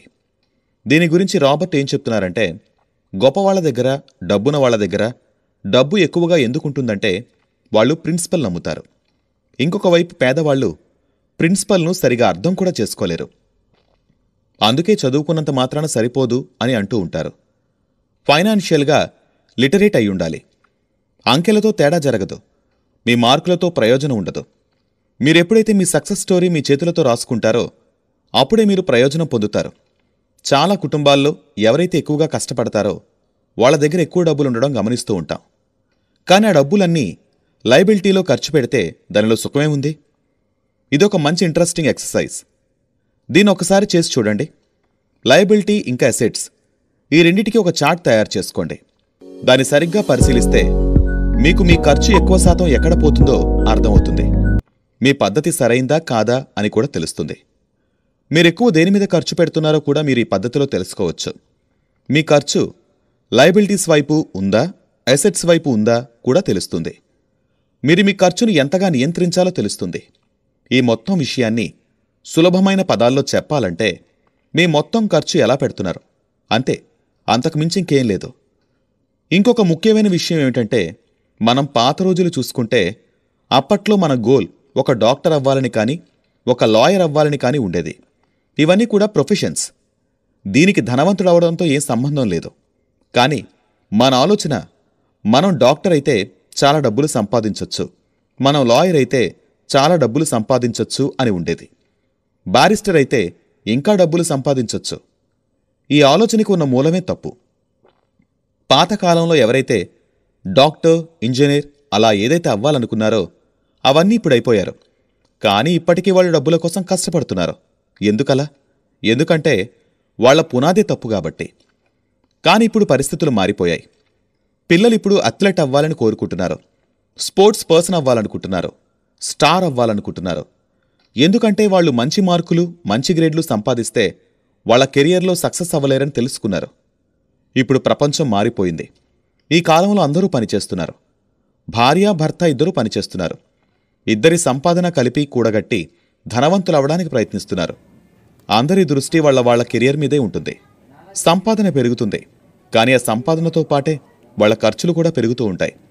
దీనివల్ల మీకు అర్థమవ్వాల్సింది ఏంటంటే, మీరు డబ్బుకి సంబంధించిన జ్ఞానం నేర్చుకోకుండా ఎంత సంపాదించినా డబ్బు వృధా. అవన్నీ మీ లయబిలిటీలోకి వెళ్ళిపోతాయి. ఈ గొడవ అలా నిరంతరం అవుతూనే ఉంటుంది. దాని తర్వాత అందరూ కూడా ఈ సమస్య నుండి బయట ఎలా పడాలి అని ఆలోచిస్తారు. ఎక్కువ డబ్బులు సంపాదిస్తే మనిషి ధనవంతుడవుతాడు అని అందరూ అనుకుంటారు. కానీ రచయిత చెప్తుంది ఏంటంటే, సంపద అనేది ఒక ఆలోచన. సంపద అనేది మీకున్న ధనాన్ని సరైన చోట ఉపయోగించాలి అనే ఒక ఆలోచన. సంపద డబ్బు వెనకాల పరిగెత్తకూడదు అనే ఒక ఆలోచన. సంపద రిటైర్మెంట్ తీసుకున్నప్పుడు భయపడకూడదు అనే ఒక ఆలోచన. ఎప్పుడైతే మీ డబ్బు మీకోసం పనిచేస్తుందో అప్పుడు మీ సొంతం అవుతుంది. కాబట్టి మీరు ఎప్పుడైనా ఖర్చు పెడుతున్నప్పుడు మీ డబ్బులు పోతాయేమో అని భయపడకండి. ఎందుకంటే సంపద అనేది ఒక ఆలోచన. డబ్బుని సరైన స్థలంలో ఇన్వెస్ట్ చేయడం, దాన్ని తప్పు ప్రదేశంలో ఇన్వెస్ట్ చేయకుండా ఉండడం, మీ దగ్గర ఉన్న డబ్బుని సరిగ్గా ఉండేలా చూసుకోవడం కూడా మిమ్మల్ని ధనవంతులు చేస్తుంది. అసలు చెప్పేదానిలో సంపద అంటే ఏమిటి? సంపద అనేది మీరెంత సంపాదిస్తున్నారు అది కాదండి. నిజమైన సంపద అంటే మీరు సంపాదించిన డబ్బుల్లో ఎంత దాచిపెడుతున్నారు అని. ఎపిసోడ్ 10. మీ ఆలోచన ఆగిపోకూడదు. మీరు ఆగిపోయినా పర్లేదు, కానీ మీ ఆలోచన ఆగిపోకూడదు. ఎందుకంటే ఆలోచన ఆగిపోతే మీ జీవితం ఎటువంటి ఆలోచన లేకుండా సాగిపోతుంది. ఈ విషయం 1947కు సంబంధించింది. ప్రపంచంలో ఫుడ్ చైన్లో చాలా పెద్దదైన మెక్డొనాల్డ్స్ ఫౌండర్ రే క్రోక్ ఒక MBA ప్రోగ్రాంలో స్పీచ్ ఇచ్చారు. చాలా మంచి స్పీచ్ అది. అది విని అందరూ చప్పట్లు కొట్టారు, సంతోషించారు. స్పీచ్ తర్వాత MBA చేస్తున్న విద్యార్థులు అతనితో సమయం గడపాలని కోరుకున్నారు. కొంచెం సమయం వాళ్లతో గడపమని అతన్ని రిక్వెస్ట్ చేశారు. మాటల మధ్యలో రే క్రోక్ ఒక ప్రశ్న అడిగారు. నేను ఏ బిజినెస్లో ఉన్నానో మీకు తెలుసా? అతను మెక్డొనాల్డ్స్లో చేస్తున్నారని అందరికీ తెలుసు కాబట్టి అతను ఫుడ్ బిజినెస్లో ఉన్నారని అందరూ అనుకుంటున్నారు. పిల్లలు కూడా అదే సమాధానం ఇచ్చారు. అది విని రే నవ్వడం మొదలుపెట్టాడు. అతని నిజమైన బిజినెస్ రియల్ ఎస్టేట్కి సంబంధించింది. ఎందుకంటే మెక్డీ కోసం అది పెట్టాల్సిన స్థలాలను బాగా కనుక్కొని అప్పుడక్కడ స్టోర్ పెట్టాల్సి ఉంటుంది. ఎక్కడైతే వాళ్ళ ఫ్రాంచైజ్ ఓపెన్ అవుతుందో అక్కడే వాళ్ళకి స్థలం కూడా అమ్ముతారు. ఇక్కడ అర్థం ఏంటంటే ఫ్రాంచైజ్ కొనేవాడు ఆ సమయంలో ఆ భూమిని కూడా కొంటున్నాడు. ఈ విధంగా ఇది ఒక రియల్ ఎస్టేట్ బిజినెస్ కూడా అయిపోతుంది. ఇలాంటి ఒక పాఠమే రాబర్ట్ కియోసకి తండ్రి కూడా తనకు అర్థమయ్యేలా చెప్పారు. అప్పుడప్పుడు జనాలు వాళ్ల పనుదిలేసి మిగిలిన అందరి కోసం పనిచేస్తారు. ట్యాక్స్ పే చేసి ప్రభుత్వం కోసం పనిచేస్తారు. జీతాలు తీసుకుని కంపెనీ కోసం పనిచేస్తారు. లోన్స్ తీసుకుని బ్యాంక్ వాళ్ల కోసం పనిచేస్తారు. మన ఎడ్యుకేషన్ సిస్టమ్ ఇలా ఉండడం వల్ల మనం ఇవన్నీ చేస్తున్నాం. స్కూల్ మనకి ఒక ఎంప్లాయీ అవ్వడం నేర్పిస్తుంది, ఎంప్లాయర్ అవ్వడం నేర్పదు. మీరేం నేర్చుకుంటారో మీరదే అవుతారు. అందుకే ఎప్పుడూ కూడా సరైంది చదవండి. మీరు సైన్స్ చదివితే డాక్టర్ అవుతారు, మ్యాథమెటిక్స్ చదివితే ఇంజనీర్ అవుతారు. అంటే మీరు ఏం చదివారో అదే అవుతారు. కానీ ఇక్కడ సమస్య ఏంటంటే ఈ చదువుకునే వాళ్లకి దీనివల్ల ప్రయోజనం ఏమీ ఉండదు. ఎందుకంటే వాళ్లకి ఉద్యోగం ఇంకా వ్యాపారం మధ్యలో ఉన్న తేడా తెలీదు. ఎవరైనా మిమ్మల్ని మీ వ్యాపారం ఏమిటి అని అడిగితే మీరు నేనొక డాక్టర్ అని చెప్పకూడదు. ఎందుకంటే అది మీ ప్రొఫెషన్, బిజినెస్ కాదు. ఆ ప్రొఫెషన్ ఉపయోగించి మీరు జనాలకి సేవ చేస్తారు. ఆ ప్రొఫెషన్తో మీరు మీ ఇంటిని నడుపుతారు. ధనవంతులు అవ్వాలంటే ప్రొఫెషన్ కాదు, బిజినెస్ కావాలి. ఇక్కడ నేను చెప్పేది ఏంటంటే మీరేం చేసినా కూడా దాన్ని మీ బిజినెస్గా మార్చుకోండి, మీ ఉద్యోగంగా కాదు. మీ మొత్తం జీవితం అంతా వేరే వాళ్ల కోసం పనిచేసి వాళ్లను ధనవంతుల్ని చేయడానికి పాడు చేయకండి. మీ జీవితాన్ని అందంగా చేయడానికి ప్రయత్నించండి. చాలామందికి కొన్ని విషయాలు చాలా ఆలస్యంగా గుర్తొస్తాయి. ఉదాహరణకి వాళ్ళింటి మీద తీసుకున్న లోన్ వాళ్ళని ఇబ్బంది పెడుతుందని, దానివల్ల వాళ్ళు దేనినైతే వాళ్ళ ఎసెట్గా అనుకుంటున్నారో అది ఇప్పుడు వాళ్ళకి లయబిలిటీగా మారింది. వాళ్ళొక కార్ తీసుకుంటే దానికున్న ఖర్చులు లయబిలిటీస్గా మారుతాయి. వాటిని నెరవేర్చాలంటే ఉద్యోగం కావాల్సిందే. ఎప్పుడైనా వాళ్ళ సేఫ్ జాబ్ను వాళ్ళు కోల్పోతే కష్టాలు మొదలవుతాయి. అందుకే మనం మన సేవింగ్స్ మీద, ఎసెట్స్ మీద, మన బడ్జెట్ మీద దృష్టి పెట్టాల్సిన అవసరం ఎంతైనా ఉంది. మనం ఎంత సంపాదిస్తున్నాం అని కాకుండా మనం ఎంత సేవ్ చేస్తున్నాం అనే దాని మీద దృష్టి పెట్టాలి. ఫైనాన్షియల్లీ సెక్యూర్ అవ్వడానికి ఇదే ఒక సులువైన మార్గం. మీరెంత ధనవంతుడో తెలుసుకోవాలంటే మీ నెట్వర్త్ తెలిస్తే సరిపోదు. ఎందుకంటే మీరు ఎప్పుడైనా మీ ఎసెట్స్ని అమ్మితే దానిమీద కూడా పన్ను పడుతుంది. మీరు అనుకునేంత డబ్బులు మీకు దానివల్ల దొరకవు. కాబట్టి మీ బ్యాలెన్స్ షీట్ ప్రకారం మీకెంతైతే వస్తుందో దానంతటి మీద మీరు ట్యాక్స్ కట్టాల్సి ఉంటుంది. దీని అర్థమేమిటి? అన్నీ వదిలేయాలా? చేస్తున్న ఉద్యోగం మానేయాలా? కాదండి. రాబర్ట్ కియోసకి మీరు చేస్తున్న ఉద్యోగాన్ని, మీరేదైతే చేస్తున్నారో అవన్నీ వదిలేయమని చెప్పడం లేదు. మీ ఉద్యోగం మీరు చేయండి, దానితో పాటే ఎసెట్స్ని కూడా పోగు చేయండి. ఇక్కడ ఎసెట్స్ అంటే నిజమైన అలాగే విలువ ఉన్న ఎసెట్స్. ఇక్కడ అర్థం మీరు ఒక కారు కొనుక్కోమని కాదు. ఎందుకంటే కార్ ఎసెట్ అవ్వదు. కారు కొని దానిని భూమి మీదకు తీసుకురాగానే దాని విలువ తగ్గిపోతుంది, దాని ధర కూడా తగ్గిపోతుంది. ఎంత వీలైతే అంత ఖర్చులు తగ్గించండి, మీ లయబిలిటీని కూడా తగ్గించండి. ఇక్కడ పెద్ద ప్రశ్న ఏమిటి అంటే ఎలాంటి ఎసెట్స్ కొనుక్కోవాలి? కొన్ని ఉదాహరణలు చెప్పుకుంటే మీరు ఎలాంటి బిజినెస్ చేయాలి అంటే అక్కడ మీరు లేకపోయినా పని జరిగిపోయేలా. అంటే మీ అవసరం అక్కడ ఫిజికల్గా ఉండకూడదు. వేరే వాళ్ళు మీకోసం పనిచేస్తూ ఉంటారు, అదే మీ బిజినెస్. 2, ఉదాహరణగా రియల్ ఎస్టేట్లో మీరు డబ్బులు పెట్టొచ్చు, ఏదైనా భూమి కొనొచ్చు, స్టాక్ కానీ బాండ్ కానీ కొనొచ్చు. ఈ రోజుల్లో చాలా పాలసీస్ కూడా వచ్చాయి. వాటిని ముందు అర్థం చేసుకుని వాటిలో ఇన్వెస్ట్ చేయండి. మీరెప్పుడైతే ఎసెట్స్ కొందాం అనుకుంటున్నారో మీకు నచ్చిన వాటి మీద డబ్బులు పెట్టండి. ఎందుకంటే మీ మనసుకు నచ్చితేనే మీరు దాని మీద దృష్టి పెట్టగలరు. మీకు దాని మీద ఆసక్తి లేకపోతే మీరు దాన్ని బాగా అర్థం చేసుకోలేరు. రాబర్ట్కి రియల్ ఎస్టేట్ మీద, స్టాక్స్ మీద ఆసక్తి ఎక్కువ. పైగా చిన్న కంపెనీల మీద ఇంట్రెస్ట్ ఎక్కువ. అందుకే అతను తన రిచ్ డాడ్ ఇచ్చిన సలహా వల్ల తన ఉద్యోగాన్ని ఎప్పుడూ వదల్లేదు. తన ఉద్యోగం చేస్తూ ఉన్నాడు, అలాగే పక్కన తన ఎసెట్స్ను పెంచుతూ వచ్చాడు. అతను తను సంపాదించిన ఒక్కొక్క రూపాయి కూడా జాగ్రత్తగా ఖర్చు పెట్టేవాడు, డబ్బులు బాగా సేవ్ చేసేవాడు. అతనెప్పుడూ కూడా అతనికి డబ్బులు అవసరం లేదు అని, తను డబ్బులకు బానిస కాదు అని, దానికి యజమాని అని అనుకుంటూ ఉండేవాడు. మీరేదైనా లగ్జరీ లైఫ్ కావాలనుకున్నా, లగ్జరీ వస్తువులు కొనాలనుకున్నా మొహమాటం లేకుండా అలాగే చేయండి. అందులో తప్పేమీ లేదు. మీకు ఈ ఆలోచన రాగానే మీరు ఒకే ఒక విషయం గుర్తుపెట్టుకోండి. డబ్బున్నవాడికి పేదవాడికి మధ్య ఉన్న తేడా ఇదే. పేదవాడు లేక మధ్యతరగతివాడు తన దగ్గరికి డబ్బులు రాగానే ఏదైనా ఒక లగ్జరీ వస్తువును కొనడానికి ఇష్టపడతారు. కానీ అదే ఒక ధనవంతుడి దగ్గరకు డబ్బొస్తే దానిని చివరికి ఆఖరిగా కొంటాడు. ధనవంతుడింకా డబ్బున్నవాడు అవ్వడానికి, పేదవాడింకా డబ్బు లేకుండా అయిపోవడానికి ఇదే రహస్యం. ఎపిసోడ్ 11. డబ్బుల భాషను అర్థం చేసుకో. ఆస్తులంటే మనకు డబ్బులు సంపాదించి పెట్టేవి. బాధ్యతలు మనతో డబ్బులు ఖర్చు పెట్టిస్తాయి. రాబర్ట్ రిచ్ డాడ్ ఎప్పుడూ కూడా విషయాలు ఎత్తితే సులభంగా ఉంటాయో, అర్థం చేసుకోవడానికి వీలుగా ఉంటాయో వాటిని ఎక్కువగా నమ్మేవారు. అతను పిల్లలతో అకౌంటింగ్లో అంకెలు అంటే నెంబర్లు అంత ముఖ్యమైనవి కాదని చెప్పారు. ఆ అంకెలు, ఆ నెంబర్స్ ఏవైతే చెప్పడానికి ప్రయత్నిస్తున్నాయో అది ముఖ్యం. ఇవి మనం వాడుతున్న అక్షరాల వంటివి. అక్షరాలు, శబ్దాలు అంత ముఖ్యమైనవి కాదు, కానీ ఆ అక్షరాలను ఉపయోగించి మనం చెప్పే మాటలు వాటి ప్రాముఖ్యతను తెలుపుతాయి. చాలామంది చదువుకుంటారు, కానీ ఏం చదివారో వాళ్ళకు అర్థం కాదు. దీనిని రీడింగ్ సమస్య అని కూడా అనొచ్చు. దీనికి ఒక చిన్న ఉదాహరణ తీసుకొని అర్థం చేసుకోవడానికి ప్రయత్నిద్దాం. మీ ఇంటికి ఎప్పుడైనా ఒక మొబైల్ కానీ ఏదైనా ఎలక్ట్రిక్ వస్తువు వచ్చిందా? దానితో పాటు ఒక చిన్న బుక్లెట్ కూడా వచ్చుంటుంది కదా. దాన్ని ఎప్పుడైనా మీరు చదవడానికి ప్రయత్నించారా? నేను ఒక మాట చాలా గట్టిగా చెప్పగలను. అదేంటంటే, మీలో ఎంతోమంది దాన్ని చదవడానికి ప్రయత్నించినా మీకు ఏమీ అర్థమై ఉండదు. అంతేకాదు, దాన్ని అర్థం చేసుకోవడం ఈ ప్రపంచంలో ఉన్న అన్నిటికంటే కష్టమైన పనిగా మీకు అనిపిస్తుంది. ఈ అంకెలతో కూడా అదే సమస్య. మీరు ధనవంతులు అవ్వాలంటే మీకు ఈ అంకెలను చదవడం, అర్థం చేసుకోవడం రావాలి. రాబర్ట్ చెప్తున్నాడు ఈ మాట.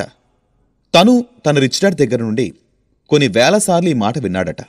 అంతేకాకుండా ధనవంతులు సంపదలను అంటే ఆస్తులను పోగు చేస్తారని కూడా విన్నాడు. పేదవాళ్లు లేదా మధ్యతరగతి కుటుంబం వాళ్ళు అవసరాలను ఏర్పాటు చేసుకుంటారు. ఇక్కడ మనం ఆలోచించాల్సిన ప్రశ్న ఏమిటి అంటే, ఎవరైతే మంచిగా ఉద్యోగం చేసుకుంటున్నారో, మంచి జీతం అనుకుంటున్నారో వాళ్ల దగ్గర డబ్బులు తక్కువగా ఎందుకుంటుంది? రాబర్ట్ రిచ్ డాడ్ చెప్పిన దాని ప్రకారం జనం దగ్గర డబ్బులు తక్కువగా ఎందుకుంటాయి అంటే, వాళ్ళకి ఆస్తికి బాధ్యతకి మధ్య ఉన్న తేడా తెలియకపోవడం వల్ల. మీరు నిజంగా ధనవంతులు అవ్వాలనుకుంటే మీకిదొక్కటి తెలిస్తే సరిపోతుంది. మీరు జీవితం మొత్తం ఆస్తులు కొనడానికి ప్రయత్నించండి. ఈ రెండిటికీ మధ్య ఉన్న తేడా తెలియకపోవడం వల్ల చాలామంది జీవితం మొత్తం కూడా డబ్బులు లేక ఇబ్బంది పడుతూ ఉంటారు. డబ్బుల గురించి మనిషి ఎందుకు కంగారు పడతాడంటే, అతనికి అంకెలు అర్థం కావు, అలాగే భాష అర్థం కాదు. ఎవరికైతే డబ్బుల వల్ల సమస్య వస్తుందో అలాంటి వాళ్ళు వాళ్లకి అంకెలు లేదా అక్షరాలు చదవడంలో ఏదో ఒక చిన్న తప్పు చేస్తున్నాం అని అర్థం చేసుకోవాలి. ఏదో వాళ్లకి సరిగ్గా అర్థం కావడం లేదు. డబ్బు ఉన్నవాళ్లు ఇంకా డబ్బు సంపాదించుకుంటూ వెళ్ళిపోవడానికి కారణం వాళ్ళు ఈ డబ్బు లేకపోవడానికి గల కారణాన్ని అర్థం చేసుకోవడమే. మీరు కూడా ధనవంతుడు అవ్వాలనుకుంటే మీ దగ్గర ఉన్న డబ్బు తగ్గిపోకుండా చూసుకోవాలి అని అనుకుంటే డబ్బుని శ్రద్ధగా అర్థం చేసుకోవడం మొదలుపెట్టండి. దానిని మీరు అక్షరాల రూపంలోనూ అంకెల రూపంలో కూడా అర్థం చేసుకోవాలి. ఎపిసోడ్ 12. మీతో మీరు అబద్ధం చెప్పుకోలేరు. జీవితంలో ఎవరూ కూడా డబ్బులు సంపాదించి లేకపోతే డబ్బులు దాచి ధనవంతులు కాలేరు. ధనవంతులు అవ్వాలంటే మీరు మీలో చాలా మార్చుకోవాలి. ఎవరికైనా లాటరీలో డబ్బులొస్తే వాళ్ళ డబ్బును జాగ్రత్తగా దాచుకుంటే మీ దృష్టిలో వాళ్ళు ధనవంతులైనట్ట? కాదు కదా. ఎందుకంటే ఆ డబ్బులు ఇప్పుడు కాకపోతే రేపైనా వాళ్ళ దగ్గర నుండి పోతాయి. సంపద అనేది ఒక ఆలోచన, జీవించే ఒక విధానం, మనం చూసే ఒక చూపు కూడా. మీరెప్పుడూ ధనవంతుడుగానే ఉండాలంటే మీరు ధనవంతుల్లాగే ఆలోచించాలి కూడా. మిమ్మల్ని మీరు ఇంప్రూవ్ చేసుకోవాలి. ఇదే విషయాన్ని రాబర్ట్ రిచ్ డాడ్ ఒక కథను ఉపయోగించి వాళ్ళకు అర్థమయ్యేలా చెప్పాడు.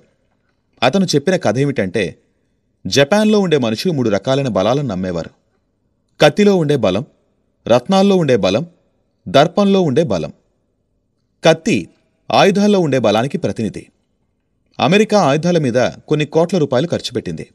అందుకే ఇప్పుడు ప్రపంచంలోని బలమైన దేశాల్లో అమెరికా ఒకటిగా చెలరేగుతుంది. రెండవ బలం రత్నాలు అంటే డబ్బు బలం. ఈ మాటలో ఎంతో కొంత నిజం ఉండే ఉంటుంది. ఈ బంగారం లాంటి నియమాన్ని గుర్తుపెట్టుకోండి. ఎవరి దగ్గరైతే బంగారం ఉంటుందో వాళ్లే నియమాలను సృష్టిస్తారు. మూడవది అద్దం. ఈ అద్దం ఆత్మజ్ఞానానికి ప్రతినిధి. జపాన్లో ఉండే కథల ప్రకారం ఈ ఆత్మజ్ఞానం మిగిలిన 2 బలాల కంటే చాలా గొప్పది. పేదవాళ్లు ఇంకా మధ్యతరగతి వాళ్లు ఎక్కువగా ఈ విధానంలో ఉండే బలానికి బానిసలైపోతున్నారు.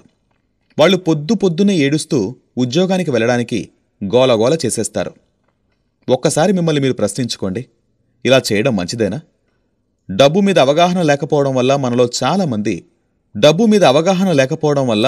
చాలామంది డబ్బుకి బానిసైపోయేలాగా మొత్తం బలాన్ని దానికిచ్చేస్తున్నారు. డబ్బు వాళ్ళని కంట్రోల్ చేయడం మొదలు పెడుతుంది. దీనిని సరిచేయడానికి వాళ్లు కనుక అర్ధబలాన్ని అప్పు తీసుకుంటే వాళ్లు తమను తాము ప్రశ్నించుకోవచ్చు.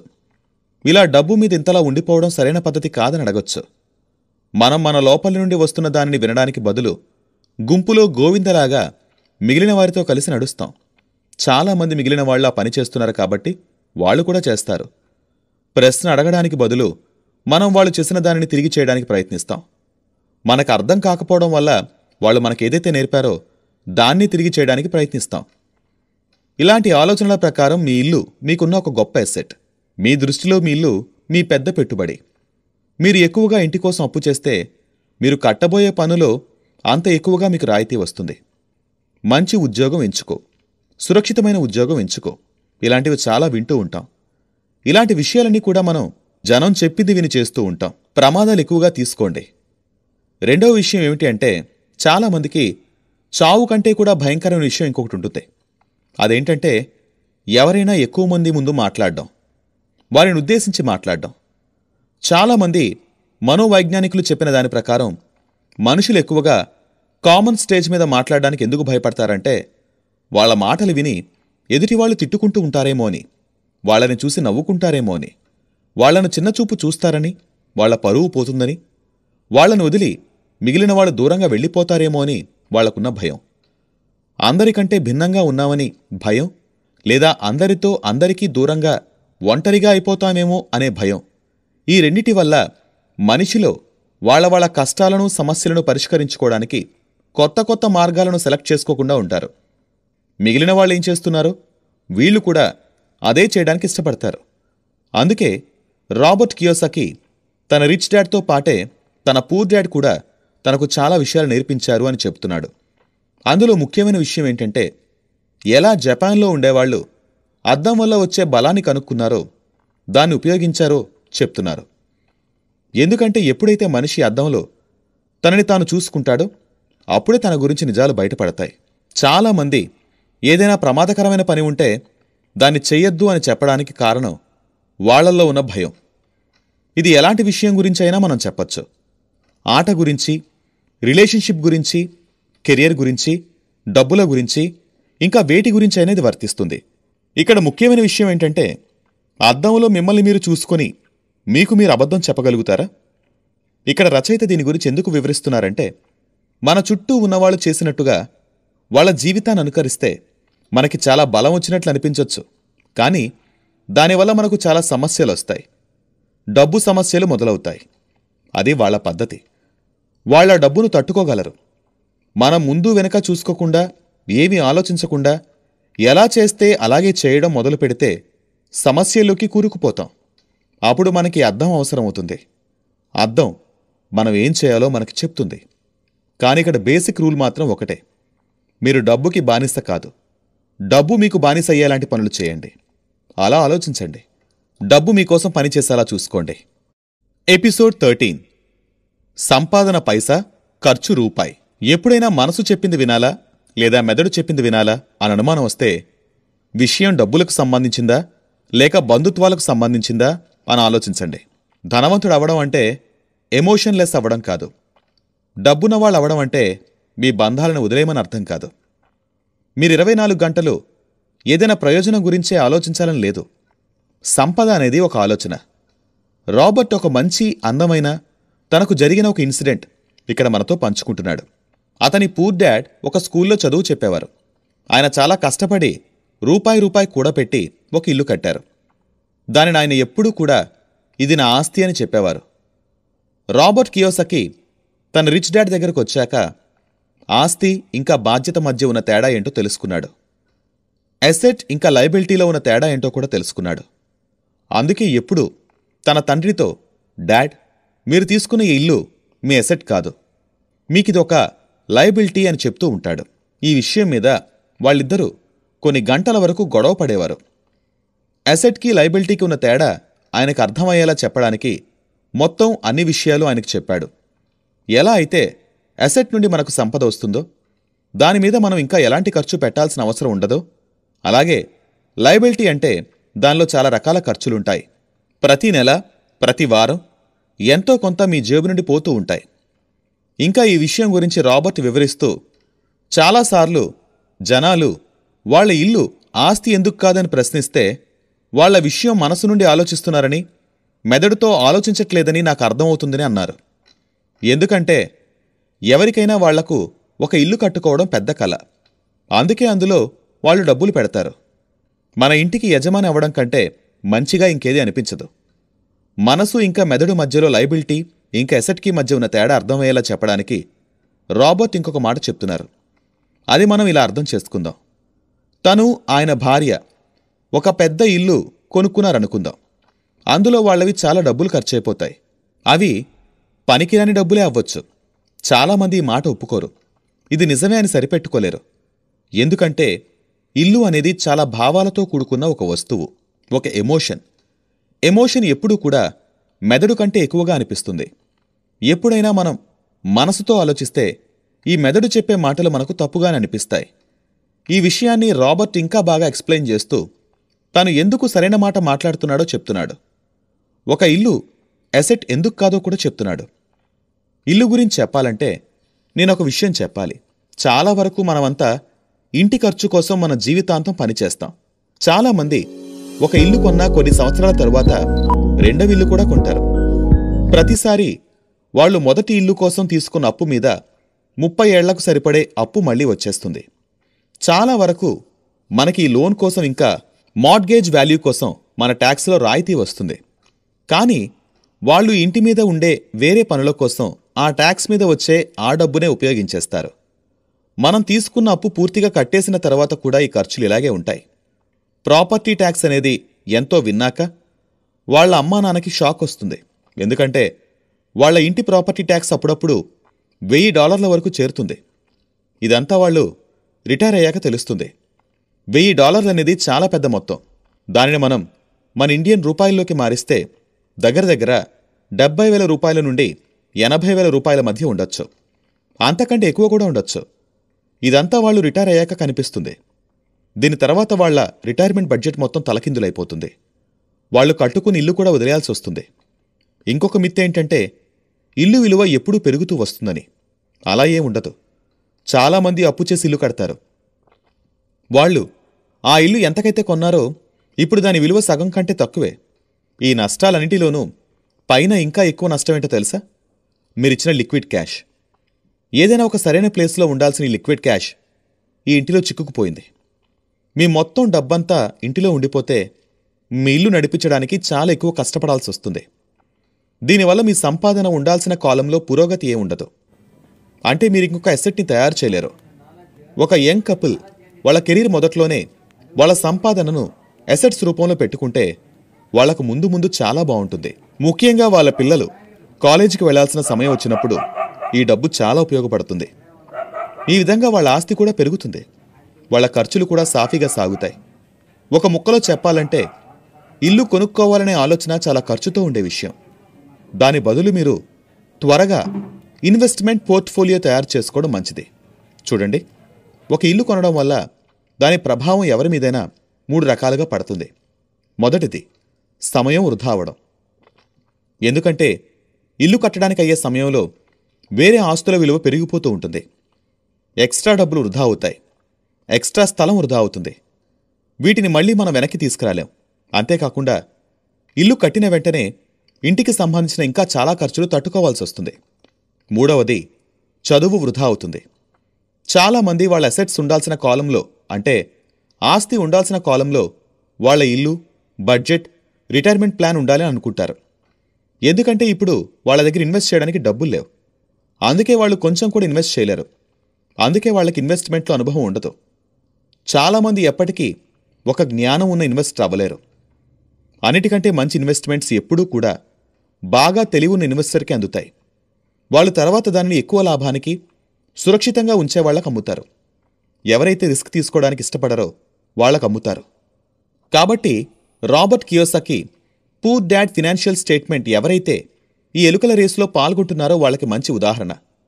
ఉద్యోగం చేయడానికి, జీవితమంతా రూపాయి కూడబెట్టడానికి, ఇల్లు కొని ఆ ఇంటి మీద ఉన్న అప్పు తీర్చడానికి జీవితమంతా కష్టపడుతూ ఉంటారు. వాళ్ళ అప్పు ఎప్పుడూ వాళ్ళ సంపాదన కంటే ఎక్కువగానే ఉంటుంది. మీరు ఇండిపెండెంట్ అవ్వాలనుకుంటే, డబ్బున్న వాళ్ళు అవ్వాలనుకుంటే ఎప్పుడూ కూడా మీ ఖర్చు మీ సంపాదన కంటే ఎక్కువ ఉండకూడదు. ఎపిసోడ్ 14. బొట్టు బొట్టుతో సముద్రం తయారు చేయండి. ఎవరు ఎంత ధనవంతులో తెలుసుకోవాలంటే వాళ్ళు సంపాదించిన డబ్బు వాళ్ళు ఎంతవరకు బ్రతికి ఉండడానికి పనికొస్తుందో అంతా అని చెప్పొచ్చు. అంటే ఒకవేళ అతను ఈరోజు సంపాదించడం ఆపేస్తే ఎన్ని రోజుల వరకు జీవించగలడు? ఇదే అతని సంపద. ఈ రోజుల్లో ఉన్న అప్పుల సొసైటీ 2 విషయాలను నమ్ముతున్నారని చెప్తున్నారు. మొదటిది, వాళ్ళకి సొంతంగా ఒక ఇల్లు ఉండాలి. రెండవది, ఒకవేళ వాళ్ళ జీతం పెరిగితే ఇంకొంచెం పెద్ద ఇల్లు కొనుక్కోవచ్చు. కానీ ఇలాంటి ఆలోచన, ఇలాంటి స్ట్రాటజీ వల్ల కుటుంబంలోని మనుషులు ఎక్కువగా అప్పుల్లోకి వెళ్ళిపోతారు. మనుషులు ఎక్కువగా డబ్బులు లేకుండా ఇబ్బంది పడాల్సొస్తుంది.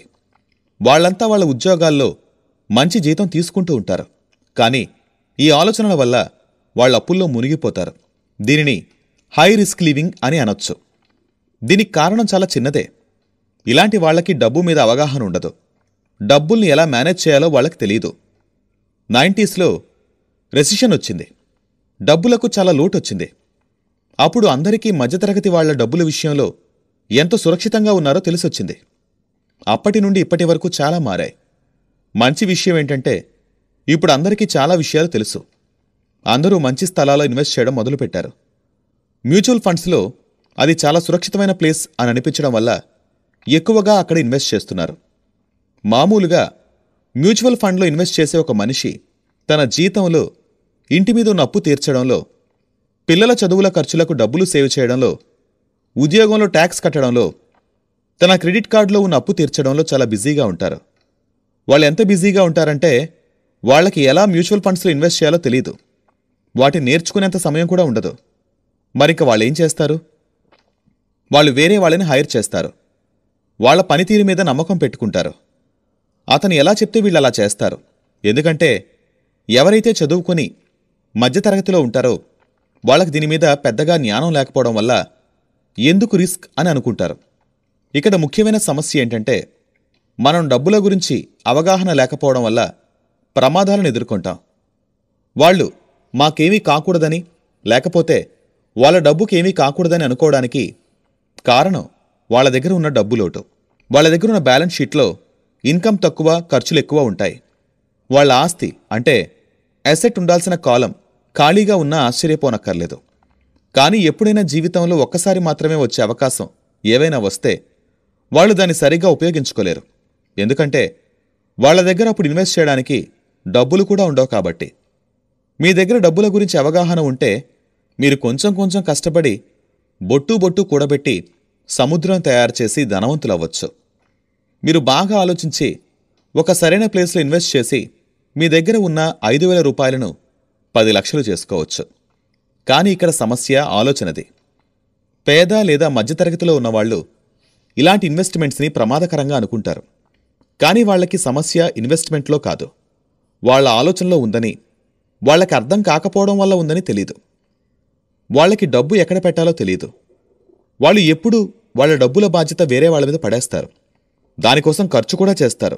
ఒకవేళ మీరు కూడా ఇలాగే ఇన్వెస్ట్మెంట్ చేయడానికి భయపడితే, ఇంటిని ఒక ఆస్తిగా పరిగణిస్తే, సేఫ్గా ఉండాలని అనుకుంటే మీరొకటి గుర్తుపెట్టుకోండి. మీరు ఎవరి దగ్గరూ పనిచేస్తున్నారు. జీతానికి ఎవరి దగ్గరైనా పనిచేస్తున్న వాళ్ళు వాళ్ళ యజమానిని లేదా షేర్ హోల్డర్స్ని ధనవంతులను చేస్తుంటారు. యాక్చువల్లీ వాళ్ళు వాళ్ల కోసం పనిచేస్తున్నారు. మీ కష్టం, పని, ఆలోచన సక్సెస్ వల్ల మీరు సక్సెస్ అవ్వరు. మీ యజమాని సక్సెస్ అవుతాడు. అతనికి తను రిటైర్ అయినప్పటికీ మీరు సహాయం చేస్తూనే ఉంటారు. ఇప్పుడు రెండవది, మీరు ప్రభుత్వం కోసం పనిచేస్తున్నారు. మీరు ఏదైనా పని చేస్తే దానికి జీతం తీసుకుంటే అందులో ఒక భాగం ట్యాక్స్ రూపంలో ప్రభుత్వానికి వెళ్తుందని మీకు తెలిసే ఉంటుంది కదా. మూడవది, మీ దగ్గర ఒక ఇల్లు ఉందనుకోండి. అది మీరు ఆస్తి అనుకున్నా కూడా అది మీకు నిజానికి లయబిలిటీ. దానివల్ల మీరు బ్యాంక్ కోసం పనిచేస్తున్నట్టు. ఎందుకంటే మీరు ఆ ఇంటి కోసం లోన్ తీసుకున్నారు కాబట్టి. మీరు ఆ లోన్ తీర్చడానికి లేదా క్రెడిట్ కార్డులో డబ్బు కట్టడానికి మీరు పగలు రాత్రి కష్టపడుతున్నారు. మీరు ఇంకా ఇంకా కష్టపడి పనిచేస్తూ వెళ్తే ఈ 3 పరిస్థితుల్లో కూడా మీరు ఇంకా కష్టపడాల్సి వస్తుంది. కానీ దాని ఫలితం మీకు దక్కదు, ఇంకెవరికో దొరుకుతుంది. సో మీరు కష్టపడడం వల్ల మీ కుటుంబానికి ఎలా ప్రయోజనం ఉంటుందో మీరు ఆలోచించాలి. మీరు మీ పని మాత్రమే చూసుకుంటా అని నిర్ణయించుకున్నారనుకుందాం. కానీ డబ్బుల్ని ఎలా మేనేజ్ చేయాలో తెలియకపోవడం వల్ల మీరు మీ లక్ష్యాన్ని ఎలా నిర్ధారించుకోవాలో కూడా మీకు తెలియదు. చాలా శాతం జనం వాళ్ళ శాలరీతో వాళ్ళ సంపదని, ఆస్తిని, అసెట్స్ని నిలబెట్టుకోవడానికి వాళ్ళ ప్రొఫెషన్ నిలబెట్టుకోవాలని చూస్తారు. కానీ వాళ్ళ ఆస్తి పెరిగినప్పుడు వాళ్ళు డబ్బున్న వాళ్ళయ్యారని వాళ్ళకి ఎలా తెలుస్తుంది? వేరే వాళ్ళకి వాళ్ళ ఎదుగుదల ఎలా కనిపిస్తుంది? వాళ్ళ దగ్గర డబ్బు ఉందని వాళ్ళకి ఎలా అర్థమవుతుంది? ఆస్తికి బాధ్యతకు మధ్య ఉన్న తేడా ఏంటి? ఇవన్నీ అర్థం చేసుకోవడం కూడా చాలా చాలా ముఖ్యం. ఇప్పుడు మళ్ళీ అదే ప్రశ్న, డబ్బున్న వాళ్ళం అవ్వడం ఎలా? ధనవంతుడు అవ్వడానికి మీ ఆస్తి, సంపద, మీ చుట్టూ ఉన్న వాతావరణం, మీ డబ్బు, వీటన్నిటి గురించి మీరు ఆలోచించాలి. అసెట్స్ ఇంకా లయబిలిటీస్ గురించి ఆలోచించాలి. అన్నిటికంటే ముఖ్యంగా మీ మెదడును ఎప్పుడూ తెరిచే ఉంచాలి. ఎందుకంటే ఇది జీవితం మొత్తం నేర్చుకోవాల్సిన సబ్జెక్ట్. దీన్ని మీరు మీ పూర్తి జీవితం చదవాలి, నేర్చుకోవాలి. అలాగే సంపద వైపు ముందుకు వెళ్ళాలి. ఎపిసోడ్ 15, నెట్వర్త్ ఇంకా సరైన ఇన్వెస్ట్మెంట్. వచ్చిన సగం వదిలేసి మొత్తం తీసుకోవడానికి ప్రయత్నిస్తే మొత్తం కాదు కదా, వచ్చిన సగం కూడా పోయిందట. రిచ్ డాడ్ పూర్ డాడ్ గురించి. కష్టాలొచ్చినప్పుడు, పేదరికం వచ్చినప్పుడు మనల్ని మనం ఎలా సముదాయించుకోవాలి, ఆ పేదరికం నుండి మనం ఎలా బయటపడాలో రాబర్ట్ చెప్తూ ఒక మంచి ఉదాహరణ ఇస్తున్నాడు. ఒకరోజు తన సర్వెంట్ ఆరోగ్యం పాడైపోతే అప్పు తీసుకోవడానికి తన దగ్గర ఉన్న కొత్త గోల్ఫ్ క్లబ్, ఆర్ట్ కలెక్షన్, పుస్తకాలు, స్టీరియో, టీవీ, తన దగ్గరున్న ఖరీదైన బట్టలు, గడియారాలు, చెప్పులు, ఇంకా ఇలాంటి చాలా వస్తువులను లోన్ ఇవ్వడానికి నింపాల్సిన కాగితంలో ఆస్తి అనే కాలంలో రాశాడు. వాటిని అసెట్స్లో రాశాడు. అలాగే పంపేశాడు కూడా. అతనికి నా దగ్గర ఇన్ని వస్తువులున్నాయి కాబట్టి లోన్ అప్రూవ్ అయిపోతుంది అనిపించింది. కానీ అతను లోన్ కోసం పెట్టిన అప్లికేషన్ పేపర్ రిజెక్ట్ అయింది. ఎందుకంటే తనకి ఉన్న ఈ చాలా ఇన్వెస్ట్మెంట్స్ చెత్తవి. లోన్ కమిటీకి అసలు అవేవీ అర్థం కాలేదు. వాళ్ళకి అతని దగ్గర ఒక మామూలు జీతం వచ్చే ఉద్యోగం ఎందుకు లేదో తెలుసుకోవాలనిపించింది. వాళ్ళు తన దగ్గర ఉన్న ఈ ఖరీదైన సామాన్లు, ఖరీదైన బట్టల గురించి అసలేమీ అడగలేదు. జీవితంలో చాలాసార్లు మీకు కష్టాలొస్తాయి. అందులో మీరు అన్నిటిలోనూ స్టాండర్డ్ ప్రొఫైల్లో ఫిట్ అవ్వలేరు. చాలామందికి వాళ్ళ నెట్వర్త్ కోట్లలో, లక్షల్లో చూసుకుంటే చాలా ఆనందంగా అనిపిస్తుంది. ఎందుకంటే నెట్వర్త్ ఒకలాగే ఉండకపోవడానికి ఒక కారణం ఉంది. ఎందుకంటే మీరు ఎప్పుడైతే మీ దగ్గర ఉన్న అసెట్స్ని అమ్మడం మొదలు పెడతారో వాటి ధర, విలువ, ఖరీదు చాలా తగ్గిపోతుంది. అంతేకాకుండా దానిమీద మీరు పన్ను కూడా కట్టాల్సి వస్తుంది. ఇవన్నీ కూడా మిమ్మల్ని డబ్బు గురించి భయపడేలా చేస్తుంది, పేదరికంలో ముంచేస్తుంది. డబ్బులు సర్దుబాటు చేయడానికి మన ప్రాపర్టీస్ అమ్మేస్తాం, అసెట్స్ అమ్మేస్తాం. ముందుగా మనం మన పర్సనల్ ప్రాపర్టీస్ అమ్ముతాం. నిజం చెప్పాలంటే ఇవి చాలా తక్కువ ధరకి పోతాయి. ఒకవేళ అమ్ముడుపోయినా దానిమీద ట్యాక్స్ ఉంటుంది. అందుకే మళ్ళీ దీనిలో కూడా ప్రభుత్వం మీకొచ్చిన లాభంలో తన వాటా తీసుకుంటుంది, బ్యాంకు తన వాటా తీసుకుంటుంది. కానీ ఎవరైతే పని చేస్తున్నారో వాళ్ళ అప్పుల్లో కూరుకుపోతారు. ఇక్కడ మనం నేర్చుకోవాల్సింది ఏంటంటే వీటన్నిటిలో పడే కంటే మన పని మనం చూసుకుంటే మంచిది. మీరేదైతే చేస్తున్నారో అది చేసుకుంటూ వెళ్ళండి, ఏది వదలకండి. కానీ ఇంకొంచెం ఎక్కువ కష్టపడి, ఇంకొంచెం తెలివితేటలతో, ఫినాన్షియల్ లిటరసీతో డబ్బులను యూజ్ చేసే, డబ్బులు ఇన్వెస్ట్ చేసే పద్ధతి నేర్చుకోండి. కొంచెం కొంచెం చేస్తూ అసెట్స్ను పెంచుకుంటూ వెళ్ళండి. కానీ ఏదైతే ఇంటికి తీసుకురాగానే దాని విలువ తగ్గిపోతుందో అలాంటి వాటిని కొనడం మానేయండి. ఎందుకంటే ఈ వస్తువులు ఎప్పటికీ అసెట్స్ కాలేవు. పేదరికం నుండి తప్పించుకోవడానికి రెండవ మార్గం మీ ఖర్చులను తగ్గించుకోవడం. మీ బాధ్యతలను ఇంకా తగ్గించుకోండి. ఎక్కువ కష్టపడడం మొదలుపెట్టండి. దానివల్ల మీ ఇన్కమ్ కూడా పెరుగుతుంది. ఇక్కడ చాలామంది అసలు సరైన ఇన్వెస్ట్మెంట్ అంటే ఏంటి, లేదా సరైన ప్లేస్లో డబ్బు పెట్టడం ఎలా అనే కన్ఫ్యూజన్లో ఉంటారు. దీనికి సమాధానంగా రాబర్ట్ ఏం చెప్తున్నారంటే, మీరు ఉండాల్సిన అవసరం లేని పని చేయండి. స్టాక్స్, బాండ్స్ కొనండి, మ్యూచువల్ ఫండ్స్ కొనండి, రియల్ ఎస్టేట్లో పని చేయండి. మిమ్మల్ని మీరు గ్రూమ్ చేసుకోవడానికి డబ్బులు ఖర్చు పెట్టండి. ఎడ్యుకేషన్ మీద అంటే మ్యూజిక్, రైటింగ్, పేటెంట్, స్పోర్ట్స్ ఇలా విలువ ఉన్న అన్ని విషయాల్లో, అంటే వేటినైతే కొన్న తర్వాత మీరు డబ్బులు పెట్టడమే కాకుండా వాటి వల్ల డబ్బులు వస్తాయో అలాంటి ప్రతి విషయంలో మీరు ఇన్వెస్ట్ చేయొచ్చు. అన్నిటికంటే ముఖ్యమైన విషయం, మీరు ఎక్కడైతే ఇన్వెస్ట్ చేస్తున్నారో ఆ ఇన్వెస్ట్మెంట్ మీద మీకు ప్రేమ ఉండాలి. ఎలా అయితే రాబర్ట్కి భూమి మీద ప్రేమ ఉందో అలా.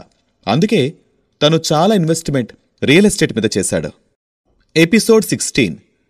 ఖర్చే పెట్టకపోతే సంపాదించడం దేనికి? అసలు డబ్బు ఖర్చు పెట్టే ఉద్దేశమే లేకపోతే ఇంకా సంపాదించేం లాభం? అలాంటి సంపదతో ప్రయోజనమేంటి? ఈ ప్రశ్న మనందరి మనసుల్లో వచ్చే ఉంటుంది.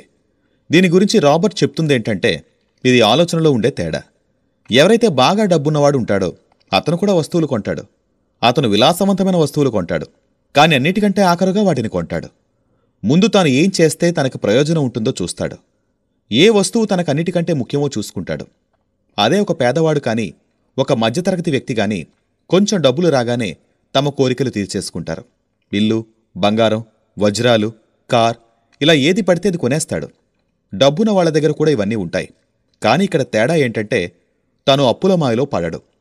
ఎవరైతే కొన్ని తరాల నుండి డబ్బున వాళ్ళుంటారో లేదా ఇప్పటి నుండి డబ్బున వాళ్ళుంటారో వాళ్ళు ముందుగా వాళ్ళ ఎర్నింగ్ కాలంను తయారు చేసుకుంటారు. అలాగే దాన్ని ముందుగా సెక్యూర్ చేస్తారు. తర్వాత వాళ్ళ అసెట్స్ కాలంలో ఉన్న వాటి నుండి వచ్చే ఇన్కంతో వాళ్ళు విలాసవంతమైన జీవితాన్ని గడుపుతారు, ఎంజాయ్ చేస్తారు. పేద ఇంకా మధ్యతరగతి వాళ్ళు వాళ్ళ కష్టం వల్ల, వాళ్ళ పిల్లల కష్టం వల్ల ఈ వస్తువులు కొంటారు, లోన్ తీసుకుంటారు. నిజమైన సంపద దానిని సరైన ఇన్వెస్ట్మెంట్లో పెట్టేలాగా ప్రోత్సహిస్తుంది. రాబర్ట్ ఈ విషయాన్ని ఒక ఉదాహరణతో అర్థమయ్యేలా చెప్తున్నాడు. వాళ్లకున్న అపార్ట్మెంట్ నుండి డబ్బులు రావడం మొదలైనప్పుడు, అంటే రెంట్ ఇలాంటివి, అప్పుడు వాళ్ళు బజారుకు వెళ్లి ఒక ఖరీదైన కారు కొన్నారు. ఇందులో వాళ్ళకి కొంచెం కూడా కష్టం అనిపించలేదు. ఎందుకంటే వాళ్ళు ఆ కార్ని వాళ్ళ సేవింగ్స్ నుండి కాకుండా అపార్ట్మెంట్ హౌస్ నుండి వచ్చిన ఇన్కమ్ నుండి కొన్నారు. కానీ దీనికోసం వాళ్ళు 4 ఏళ్లు ఎదురుచూశారు. పేషెన్స్తో కొంచెం కొంచెం డబ్బులు సమకూర్చారు. వాళ్ల రియల్ ఎస్టేట్ పోర్ట్ఫోలియో పెరిగాక వాళ్లకి కారు కొనడానికి సరిపడేంత డబ్బొచ్చింది. చాలా వరకు జనం ఏదైనా కోరిక వస్తే వెళ్లి అప్పు చేసి కార్ కానీ ఇంకేదైనా వస్తువు కానీ కొనేస్తారు. వాళ్ళు వాళ్ళ జీవితం నుండి విసిగిపోయి ఉండొచ్చు, లేదా వాళ్లకు కొత్త బొమ్మ కావాలి అనిపించొచ్చు. కానీ అప్పు చేసి ఏదైనా ఒక వస్తువును మనం కొంటే కొన్ని రోజులకు ఆ వస్తువు మనకి నచ్చదు. దానిమీద ఆసక్తి చచ్చిపోతుంది. దాంతో మజా రాదు. ఎందుకంటే దాన్ని కొనడానికి తీసుకున్న అప్పు ఆ మనిషి తల మీద భారంలాగా ఉంటుంది. మీరొకసారి మీ బిజినెస్ ఏర్పాటు చేయడానికి లేదా దానికోసం పని చేయడానికి సమయం కేటాయిస్తే మీరందులో మ్యాజిక్ చేయొచ్చు. ఇదే డబ్బున వాళ్ళ రహస్యం. ఈ రహస్యం వాళ్లను మిగిలిన వాళ్లకంటే వేరేలా ఉండడానికి సహాయపడుతుంది. అలాగే మనకంటే ముందు ఉండేలా చేస్తుంది. ఎవరైతే వాళ్ల పని మాత్రమే చూసుకుంటారో, వాళ్ల పనిలో ఫోకస్డ్గా ఉంటారో ఇది వాళ్లకి మాత్రమే దక్కుతుంది. వాళ్ళు చేసే పని మీద బాగా మనసు పెడతారో అలాంటి వాళ్ళు ధనవంతులవుతారు. ట్యాక్స్ చరిత్ర. కలిసి ప్రయత్నిస్తే తుఫానుని కూడా తిరిగి పంపేయచ్చు. రాబర్ట్ తన చిన్నప్పుడు జరిగిన కథ ఒకటి చెప్తున్నారు. నాకు చిన్నప్పుడు మా స్కూల్లో రాబిన్హుడ్ కథ చెప్పారు. ఇది కెవిన్ కోస్నెర్ అనే ఒక రొమాంటిక్ హీరో కథలాగా ఒక అద్భుతమైన కథ అని మా టీచర్ చెప్పారు. ఈ కథలో ఇతను డబ్బున్న వాళ్ల దగ్గర దొంగతనం చేసి పేదవాళ్లకి పంచిపెడతారు. కాబట్టి నా రిచ్ డాడ్ కళ్లలో రాబిన్హుడ్ హీరో కాదు, అతనొక ఆకతాయి వ్యక్తి అనుకుంటారు మా రిచ్ డాడ్. రాబిన్హుడ్ చనిపోయి చాలా సంవత్సరాలైంది, కానీ అతని ఫ్యాన్స్ ఇంకా ఉన్నారు. నేను చాలాసార్లు ధనవంతులు కట్టే ట్యాక్స్ను పేదవాళ్లకి పంచేయాలని అనుకోవడం విన్నాను. ఇలా ఉన్నవాళ్ల దగ్గర తీసుకొని లేనివాళ్లకిచ్చేయాలనేది రాబిన్హుడ్ ఉద్దేశం. పేద లేదా మధ్యతరగతి వాళ్ల ముఖ్యమైన కష్టం కూడా ఇదే. ఈ రాబిన్హుడ్ పద్ధతి వల్ల మిడిల్ క్లాస్ వాళ్ల మీద చాలా పన్నుభారం పడుతుంది. నిజం చెప్పాలంటే డబ్బున్న వాళ్ల మీద అసలు ట్యాక్స్ ఉండదు. పేదవాళ్ల మంచికి ఖర్చు పెట్టే డబ్బు మిడిల్ క్లాస్ వాళ్ల దగ్గర నుండి వస్తుంది. ముఖ్యంగా బాగా చదువుకొని ఎక్కువ ఇన్కమ్ ఉన్న మిడిల్ క్లాస్ వాళ్ల నుండి. ట్యాక్స్ గురించి మనం పూర్తిగా నేర్చుకోవాలంటే మనం కొంచెం చరిత్రలోకి వెళ్ళాలి. రాబర్ట్ వాళ్ల రిచ్ డాడ్ చెప్పిన విషయాలు మనకు చెప్తున్నాడు. మొదట్లో ఇంగ్లాండ్ ఇంకా అమెరికాలో ట్యాక్స్ ఉండేది కాదు. అప్పుడప్పుడు యుద్ధాలు జరిగినప్పుడు వాటి ఖర్చు కోసం ట్యాక్స్ కలెక్ట్ చేసేవారు. దానికోసం రాజు కానీ ప్రెసిడెంట్ కానీ ఆ మాట చెప్పేవారు. ఆ మాటకి గౌరవం ఇచ్చి అందరూ వాళ్లకి వీలైనంత రుసుము ట్యాక్స్ రూపంలో కట్టేవారు. ఇంగ్లాండ్లో 1974లో ఇన్కమ్ ట్యాక్స్ని పౌరులకు వేయడం మొదలుపెట్టారు. 1913లో కాన్స్టిట్యూషన్లో జరిగిన 16వ సవరణ తర్వాత అమెరికాలో కూడా ఇన్కమ్ ట్యాక్స్ మొదలైంది. ఒక సమయంలో అమెరికాలో ఉన్నవాళ్లు ట్యాక్స్కి విరుద్ధంగా ఉండేవారు. కానీ నెమ్మదిగా అంటే ఒక 50 ఏళ్ల తరువాత జనాలు దాన్ని ఒప్పుకున్నారు. ఇందులో ఇంకొక విషయం ఉంది. మొదట్లో ఈ ట్యాక్స్ డబ్బున్న వాళ్ల మీద మాత్రమే వేశారు. మైక్ ఇంకా రాబర్ట్కి బాగా తెలుసు ఈ ట్యాక్స్ అనేదాన్ని జనాలకి ఇష్టం వచ్చేలా ఎందుకు చేశారంటే దాన్ని వాళ్ల ధనవంతులకు శిక్ష, అలాగే పేద ఇంకా మిడిల్ క్లాస్ వాళ్లకి వరంలా అనిపిస్తుందని. కానీ సమయం దీన్ని తిప్పేసింది. ఈ రోజుల్లో పేదవాళ్లు ఇంకా మిడిల్ క్లాస్ వాళ్లు కూడా ట్యాక్స్ కడుతున్నారు. ఇంకా చెప్పాలంటే ఎక్కువగా ట్యాక్స్ వల్ల ఇబ్బంది పడుతుంది మిడిల్ క్లాస్ వాళ్లు. ఒకసారి ప్రభుత్వానికి ట్యాక్స్ రావడంతో దానిలో ఉండే లాభాలు కనిపించాయి. వాళ్ళ ఆకలి పెరిగింది. డబ్బున్న వాళ్లు సమయంతో పాటు కార్పొరేషన్ బలాన్ని అర్థం చేసుకున్నారు. అందరూ కలిసిపోయి ఈ ట్యాక్స్ సిస్టమ్ని తిప్పేశారు. ఆ మొత్తం భారాన్ని ఎవరైతే అప్పట్లో దీనికి సపోర్టుగా ఓటు వేశారో వాళ్ల మీద పడేలా చేశారు. అంటే పేదవాళ్లు ఇంకా మిడిల్ క్లాస్ వాళ్లు. దీని వెనక ఉన్న ముఖ్యమైన కారణం డబ్బున్న వాళ్ల దగ్గరున్న డబ్బులు కాదు, వాళ్ల ఆలోచన, వాళ్ల అవేర్నెస్. వాళ్లు వాళ్ల డబ్బును కాపాడుకోవడానికి సంవిధానాన్ని అర్థం చేసుకున్నారు, రూల్స్ని అర్థం చేసుకున్నారు, దానిలో లోట్లు చూసుకున్నారు. దాని గురించి బాగా అధ్యయనం చేసి కార్పొరేషన్లో మాట్లాడారు. దానిలో వాళ్ళు విజయం కూడా సాధించారు. డబ్బున వాళ్ళకి పేదవాళ్ళకి మధ్య ఈ గొడవ సంవత్సరాల నుండి నడుస్తుంది. డబ్బున వాళ్ల దగ్గర నుండి వసూలు చేయమని చెప్పిన జనం ఎప్పుడు వాళ్ళకి వ్యతిరేకంగా ఉండేవారు. ఏదైనా ఒక వర్గాన్ని దృష్టిలో పెట్టుకుని చట్టం చేస్తే ఇలాంటి గొడవలు వస్తూ ఉంటాయి. ఈ గొడవ ఎప్పుడు పూర్తవుతుందో చెప్పలేం. ఇక్కడ సమస్య ఏంటంటే ఎవరైతే ఓడిపోతారో వాళ్ళకి అర్థం చేసుకునే శక్తి లేదు. కానీ వాళ్ళు ఇది ఒప్పుకోరు. ఓడిపోయిన వాళ్ళెవరంటే ఎవరైతే ప్రతిరోజు ఉదయం లేచి వాళ్ల ఉద్యోగంలో చాలా కష్టపడి దానికి బదులుగా ట్యాక్స్ ఇస్తారో వాళ్ళు డబ్బున్నవాళ్లు. ఈ డబ్బాటని ఎలా ఆడుతున్నారో తెలుసుకుంటే వాళ్ళు కూడా అలాగే ఆడేవారు. అలా వాళ్ళు కూడా పేదరికం నుండి విముక్తి పొందుతారు, డబ్బుకు యజమానవుతారు, డబ్బున్నవాళ్ళవుతారు. రిచ్ డాడ్ ఇలా చెప్తున్నారు. అందుకే నాకు ఎవరైనా వాళ్ల పిల్లలకి బాగా చదివి మంచి ఉద్యోగం తెచ్చుకోమని చెప్తే నచ్చదు. ఎవరికైతే డబ్బులను అర్థం చేసుకునే కళ ఉండదో వాళ్ళు బాగుపడలేరు. సమాజం వాళ్ళ డబ్బులను తీసేసుకుని వాళ్ళని పేదరికం వైపు పంపిస్తుంది. ఒక సామెతుంది, ఇచ్చేవాడు దేనికి లోటు లేకుండా ఇస్తారు, కాని ఎవరికి ఏం దొరుకుతుందో తలరాత బట్టి ఉంటుందని. ఈ తలరాతిని మనం మన ఆలోచనతో, మన పనులతో, మన నాలెడ్జ్తో మార్చుకోవచ్చు. ఎపిసోడ్ 17. ఈ ఆట ఆడటం చాలా అవసరం. జీవితం అనే ఆటలో గెలవాల్సిన అవసరం లేదు, ఓడిపోవాల్సిన అవసరం లేదు. దీన్ని ఆడితే అదే చాలు. రచయిత డబ్బులు సంపాదించడం కూడా ఒక ఆటని చెప్తున్నారు. మీరు దీనిని ఒక ఆటలా ఎంజాయ్ చేస్తే ఇంకా ధనవంతులవుతారు. ప్రతి వారం వాళ్ళు పెట్టుబడి పెడతారు. కొన్నిసార్లు గెలుస్తారు, కొన్నిసార్లు ఓడిపోతారు. ఒకవేళ గెలిస్తే ఆ పెట్టుబడిని తర్వాత వారానికి దాస్తారు. ఒకవేళ ఓడిపోతే ఎవరైతే గెలిచారో వాళ్ల కళ్లల్లో కళ్ళు పెట్టి, సరే వచ్చే శనివారం మళ్లీ కలుద్దాం అని చెప్పండి. రాబర్ట్ కియోసకి మాటల వల్ల డబ్బులు సంపాదించడం కూడా ఒక ఆటే అని మనకు అర్థమవుతుంది. మీరు దాని వెనకాల పరిగెత్తకుండా దానిని ఎంజాయ్ చేస్తే నెమ్మదిగా మీరు దాంట్లో గ్రో అవుతారు. త్వరగా ధనవంతులు కూడా అవుతారు. మనిషి తప్పులు చేస్తాడు, ఆ తప్పుల నుండి నేర్చుకుంటాడు కూడా. డబ్బున వాళ్ళు అవడం కూడా కొంచెం అలాంటిదే. అప్పుడప్పుడు మీరు తప్పు చేస్తారు, ఓడిపోతారు. మళ్ళీ ఆ తప్పును సరిదిద్దుకుని మీరు గెలుస్తారు.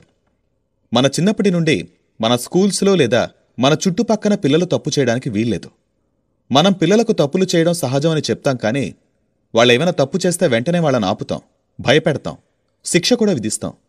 నెమ్మదిగా మన మనసులో తప్పులు చేయకూడదు అని ఫిక్స్ అయిపోతుంది. కానీ మనం సరిగ్గా గమనిస్తే తప్పు చేస్తేనే మనం ఏదైనా నేర్చుకోగలం. ఇప్పటి వరకు మనం ఏదైనా సాధిస్తే అది మన తప్పుల వల్లే సాధించాం. ఇదే విషయాన్ని ఇంకా వివరిస్తూ రచయిత ఇలా చెప్తున్నాడు. ఇన్వెస్టర్స్ 2 రకాలు. మొదటి వాళ్ళు నార్మల్ ఇన్వెస్టర్స్. వాళ్ళొక ప్యాకేజీలో పెట్టుబడి పెడతారు. రిటైల్ అవుట్లెట్కి ఫోన్ చేస్తారు, అంటే ఒక రియల్ ఎస్టేట్ ఏజెంట్కి, ఫైనాన్షియల్ ప్లానర్కి, ఇలాంటి వాళ్ళకన్నమాట. తర్వాత వాళ్ళు కొంచెం కొంచెం కొంటారు. ఇది ఏదైనా ఒక మ్యూచువల్ ఫండ్, స్టాక్ లేదా బాండ్ కావచ్చు. ఇది పెట్టుబడికి ఒక మంచి పద్ధతి, సులభం కూడా. ఇది ఎలాంటి వ్యాపారం అంటే ఏదైనా ఒక కంప్యూటర్ స్టోర్కి వెళ్ళి అక్కడ షెల్ఫ్ మీద ఉన్న కంప్యూటర్ని కొంటున్నట్లు. రెండవ రకం ఇన్వెస్టర్స్ వాళ్ళ ఇన్వెస్ట్మెంట్ని వాళ్ళే తయారు చేసుకుంటారు, వేరే వాళ్ళ దగ్గర నుండి కొనరు. ఇలాంటి ఇన్వెస్టర్స్ మామూలుగా వాళ్ళ దగ్గర ఉన్న ఒప్పందాలను అసెంబుల్ చేస్తారు. ఎలా అయితే ఒక కంప్యూటర్ ఇంజనీర్ కంప్యూటర్లో ఉండే అన్నిటినీ అసెంబుల్ చేస్తారో అలా అన్నమాట. అతను వేరువేరు చోట్ల నుండి తక్కువ ధరకి పార్ట్స్ను తెస్తాడు. ఆ పార్ట్స్తో ఒక కంప్యూటర్ని అసెంబుల్ చేస్తాడు. ఇది తనకి చాలా చవకగా అయిపోతుంది. తర్వాత దాన్ని ఎక్కువ ధరకు అమ్ముతాడు. అలాగే రెండవ రకమైన ఇన్వెస్టర్ తనకు ఉన్న పెట్టుబడులన్నిటినీ బాగా అబ్జర్వ్ చేస్తాడు. టైం కోసం వెయిట్ చేస్తాడు. అవకాశం రాగానే పసిగట్టి తన కమర్షియల్ లాభాన్ని చూసుకొని తన దగ్గర ఉన్న వస్తువులను ఉపయోగిస్తాడు. ఇలాంటి ఇన్వెస్టర్ నిజమైన ప్రొఫెషనల్ ఇన్వెస్టర్. రిచ్ అవ్వాలంటే మీరు ఏ సమయంలో ఏ యాక్షన్ చేయాలో తెలుసుకోవాలి. దానివల్ల మీ జాతకం మారిపోతుంది. దానివల్ల మీకు నష్టం కూడా ఉండకూడదు. ఒకవేళ మీరు ఆ రెండో రకమైన ఇన్వెస్టర్ అవ్వాలనుకుంటే మీరు ఈ 3 క్వాలిటీస్ని మీలో పెంచుకోవాలి. ఎందుకంటే ఫైనాన్షియల్ ఇంటెలిజెన్స్తో పాటు ఈ క్వాలిటీస్ కూడా చాలా అవసరం. మొదటిది, వేరే వాళ్లకు తెలియకుండా ఇలాంటి అవకాశాలను ఎలా వెతకాలి? మిగిలిన వాళ్ళు వాళ్ల కళ్లతో అవకాశాన్ని చూడలేరు. కానీ మీరు మీ మెదడుతో, మీ ఎక్స్పీరియన్స్తో అవకాశాలను చూడగలరు. ఉదాహరణకి, రాబర్ట్ కియోసాకి మిత్రుడు ఒక పాత ఇల్లు కొన్నాడు. అది చూడటానికి అస్సలు బాగోలేదు. అందరూ అసలు దీన్ని ఎందుకు కొన్నాడో అని ఆశ్చర్యపోయారు. కానీ వేరే వాళ్ళు చూడని దాన్ని ఈ మిత్రుడు చూడగలిగాడు. అది ఇంటితో పాటు ఆ 4 ఖాళీ స్థలాల ముక్కలు.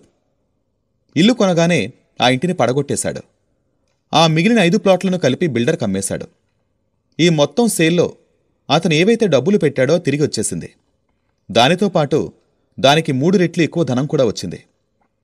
అతను 2 నెలలు పనిచేసి కొన్ని లక్షలు సంపాదించాడు. అది అతనికి పెద్ద మొత్తం కాకపోవచ్చు. అయినా కూడా అతను ఆ 2 నెలలు జాబ్ చేస్తే ఎంత సంపాదిస్తాడు వర్సెస్ ఈ డీల్ వల్ల ఎంత సంపాదించాడో మీరే పోల్చుకోండి. రెండవ పాయింట్, డబ్బులు ఎలా కూడబెట్టాలి. మామూలుగా అందరూ బ్యాంక్కి వెళ్తారు. కానీ రెండవ రకం ఇన్వెస్టర్కి డబ్బులు ఎలా సేకరించాలి అనేది తెలియాలి. కానీ బ్యాంకుకు వెళ్లకుండా, లోన్ తీసుకోకుండా డబ్బులు ఎలా సేకరించాలో తెలియాలి. రాబర్ట్ కూడా బ్యాంకు సహాయం తీసుకోకుండా ఇల్లు ఎలా కొనాలో నేర్చుకున్నాడు. ఇల్లు కొనడం చాలా ముఖ్యమేమీ కాదు, కానీ డబ్బులు ఏర్పాటు చేయడం చాలా ముఖ్యం. ఇది చాలా రేర్ ఆర్ట్ కూడా. చాలాసార్లు మనం బ్యాంక్ నాకు లోన్ ఇవ్వట్లేదు అని అందరూ అనడం వినే ఉంటాం. లేదా నా దగ్గర ఇది కొనడానికి డబ్బులు లేవని కూడా వింటూ ఉంటాం. మీరు కూడా రెండవ రకమైన ఇన్వెస్టర్ అవ్వాలంటే మీరు తెలుసుకోవాల్సిన ముఖ్యమైన విషయం ఇది. ఎందుకంటే చాలామంది వాళ్ళ దగ్గర డబ్బులు లేకపోవడం వల్ల ఎటువంటి ఒప్పందాలు చేయలేకపోతున్నారు. మీరు ఈ సమస్యను దాటగలిగితే మీరొక మంచి ఇన్వెస్టర్ అవ్వగలరు. అలాగే చాలా ప్రాఫిట్ సంపాదించగలరు. మూడవ పాయింట్, ఎలా స్మార్ట్ మనుషులను ఒక దగ్గరికి తీసుకురావాలి. ఎవరైతే వాళ్లకంటే చాలా తెలివైన వాళ్లతో కలిసి పనిచేస్తారో లేదా వాళ్లను తమ దగ్గర పనిలో పెట్టుకుంటారో అలాంటి వాళ్ళు చాలా తెలివైన వాళ్ళు. మీకు ఎప్పుడైనా ఏదైనా సలహా కావాలంటే ఈ తెలివైన వాళ్లే మీకు ఒక మంచి సలహా ఇస్తారు. కాబట్టి నేర్చుకోవడానికి చాలా ఉంటుంది. కానీ మీరు మనసు పెట్టి నేర్చుకుంటే మీకు దాని ఫలితం కూడా వస్తుంది. కానీ మీ దగ్గర అంత ఇష్టం లేదు, లేదా అంత సమయం ఇవ్వలేరు, లేదా మీరు అంత డబ్బున్న వాళ్ళు అవ్వాలని అనుకోవట్లేదు అంటే మీరు మొదటి రకం ఇన్వెస్టర్గా ఉండండి చాలు. మీకు ఏదైతే తెలుసో అదే మీకు ఒక పెద్ద రాజధాని. మీకు ఏదైతే తెలీదో అది మీకు ఒక మంచి తమాషా. తెలియంది ఎప్పుడూ ఉంటుంది. అందుకే దీని నుండి బయటపడకుండా దీనిని మేనేజ్ చేయడానికి ప్రయత్నించండి. అప్పుడే మీరు డెవలప్ అవ్వగలరు. అలాగే డబ్బున్న వాళ్ళు కూడా అవ్వగలరు. ఎపిసోడ్ 18, కష్టాలను మీకు అవకాశాలుగా మార్చుకోండి. మీరెప్పుడైనా ఈ సామెత విన్నారా? ఎప్పుడైనా జీవితం మీకు నిమ్మకాయలిస్తే వెంటనే దానితో జ్యూస్ చేసుకుని తాగండని. అవకాశాన్ని గుర్తించడం ఏ ఇన్వెస్టర్లోనైనా ఉండాల్సిన మొదటి మంచి లక్షణం. ఫైనాన్షియల్ మెథడ్ అంటే అర్థం చాలా ప్రత్యామ్నాయాలుండడం. మీ ముందుకి అవకాశాలు రాకపోతే మీరు మీ పేదరికాన్ని పోగొట్టుకోవడానికి ఇంకేం చేయగలరు? ఏదైనా ఒక అవకాశం మీ ముందుకొస్తే ఆ సమయంలో మీ దగ్గర డబ్బులు లేకపోతే, బ్యాంక్ మీకు లోన్ ఇవ్వకపోతే, మరెక్కడి నుండి మీకు డబ్బులు సర్దుబాటు అవ్వకపోతే ఆ అవకాశాన్ని మీరు ఎలా ఉపయోగించుకుంటారు? ఒకవేళ మీరు ఏదైతే అవుతుందనుకుంటున్నారో అది అవ్వలేదనుకోండి, అప్పుడు మీరేం చేస్తారు? ఎలా ఒక చిన్న వస్తువుని లక్షల్లో అమ్మగలరు? ఒకవేళ మీకు ఇవన్నీ చేయడం వస్తే దాన్నే ఫైనాన్షియల్ తెలివి లేదా ఫైనాన్షియల్ ఇంటెలిజెన్స్ అని అంటారు. దీనికి చాలా అర్థాలేవీ లేవు. ఉదాహరణకి, ఒక నిమ్మకాయ ఉందనుకుందాం. దాన్ని లక్షల్లో అమ్మాలి. దాన్ని లక్షల్లోకి మార్చడానికి ఎన్ని రకాలుగా దాన్ని ఉపయోగించవచ్చు? దీని అర్థం మీరు మీ డబ్బు సమస్యను పోగొట్టుకోవడంలో ఎంత క్రియేటివ్. చాలామందికి ఒక సమాధానం మాత్రమే తెలుసు: నిమ్మకాయను పిండి దానితో నిమ్మరసం చేసుకుని తాగడం. అంటే చాలా కష్టపడండి, బడ్జెట్ వేసుకోండి, అప్పు తీసుకోండి. మీరు మీ ఫినాన్షియల్ తెలివి ఎందుకు పెంచుకోవాలి? రాబర్ట్ దీనికి సమాధానంగా ఏం చెప్పారంటే, ఎందుకంటే మీరు మీ తలరాతను మీరే రాసుకోగలిగే మనిషి అవ్వడానికి మీరు ఏదైతే అవుతుందో దాన్ని చేస్తారు. అది ఇంకా మంచిగా అవ్వడానికి కావలసిన బలం సంపాదిస్తారు. చాలా తక్కువ మందికి మన రాత మనమే రాస్తామని తెలుసు. మీరు మీ తలరాతను మీరే రాయాలనుకుంటే, మంచిగా డబ్బులు సంపాదించాలని అనుకుంటే చాలా కష్టంతో పాటు ఫైనాన్షియల్ ఇంటెలిజెన్స్ కూడా మీకు అవసరం. మీరు దీన్ని నేర్చుకోవాలి. మీరొకవేళ సరైన విషయం వచ్చే వరకు ఎదురుచూసే మనస్తత్వం ఉన్నవారైతే మీరు చాలా సమయం వచ్చే వరకు ఎదురు చూడాల్సి ఉంటుంది. ఇది ఎలా ఉందంటే, మీరు మీ గ్యారేజ్ నుండి కార్ తీసే ముందు మీరు వెళ్లే దారిలో అన్ని స్ట్రీట్ లైట్స్ సరిగ్గా ఉండాలని, మంచు కురవకూడదని, యాక్సిడెంట్ అవ్వకూడదని, ఇంకా ఏదైనా అన్నీ సరిచేసుకునేలా ఎదురుచూస్తున్నారు. ఈ పరిస్థితులు మీ కంట్రోల్లో ఉండవు. మీ కంట్రోల్లో ఉన్నది కార్ నడపడం మాత్రమే. అలాగే మీ కంట్రోల్లో ఉన్నది మీ ప్లాన్ చేయడం, మీ తెలివి, మీ రీసెర్చ్, ఇంకా ఇలాంటివి సరిగ్గా వాడడం మాత్రమే. నేర్చుకోవడం ఆపేస్తే మీ ఎదుగుదల కూడా ఆగిపోతుంది. ఏ పని వల్ల మీరు మహాత్ములు అవ్వగలరో, ఒక డబ్బున్న వ్యక్తి అవ్వగలరో ఆ పని మీరు కొన్ని డబ్బుల కోసం చేస్తారా? చేయరు కదా. నేర్చుకోవడానికి పని చేయండి, డబ్బుల కోసం కాదు. రాబర్ట్ టి కియోసాకి తన జీవితంలో జరిగిన ఒక సంఘటన ఇక్కడ చెప్తున్నారు. 1995లో నేను సింగపూర్లో ఒక న్యూస్ పేపర్లో ఇంటర్వ్యూ ఇచ్చాను. అక్కడ మహిళా రిపోర్టర్ టైంకి వచ్చేసింది. ఇంటర్వ్యూ కూడా మొదలైంది. మేము ఒక పెద్ద హోటల్ లాబీలో కూర్చొని కాఫీ తాగుతూ నేను సింగపూర్ రావడానికి వెనక ఉన్న కారణం గురించి డిస్కస్ చేస్తున్నాం. అప్పుడు ఆ రిపోర్టర్ నాతో ఇలా అంది, ఏదో ఒకరోజు నేను కూడా మీలాగే ఒక మంచి బెస్ట్ సెల్లింగ్ రచయిత అవ్వాలనుకుంటున్నాను. నేను ఆవిడ రాసిన చాలా రైటింగ్స్ను చదివాను. వాటిని చూసి ప్రభావితం కూడా అయ్యాను. తను చాలా చక్కగా రాసేది, చాలా సింపుల్గా రాసేది. అందుకే నేను ఆవిడతో తప్పకుండా మీరు చేయగలరని చెప్పాను. ఎందుకంటే మీరు రాసేది చాలా బావుంటాయి, కానీ మిమ్మల్ని మీ కలల్ని అందుకోకుండా ఏదే ఆపుతుంది? దానికి ఆవిడిచ్చిన సమాధానం, నా పని కొన్నిసార్లు ఒకవైపు వెళ్తుంది, కొన్నిసార్లు ఇంకెక్కడికో వెళ్తుంది. ప్రతి ఒక్కరూ నేను చెప్పే ఉపన్యాసం చాలా బావుంటుందని అంటున్నారు, కానీ దానివల్ల జరిగేదేముండదు.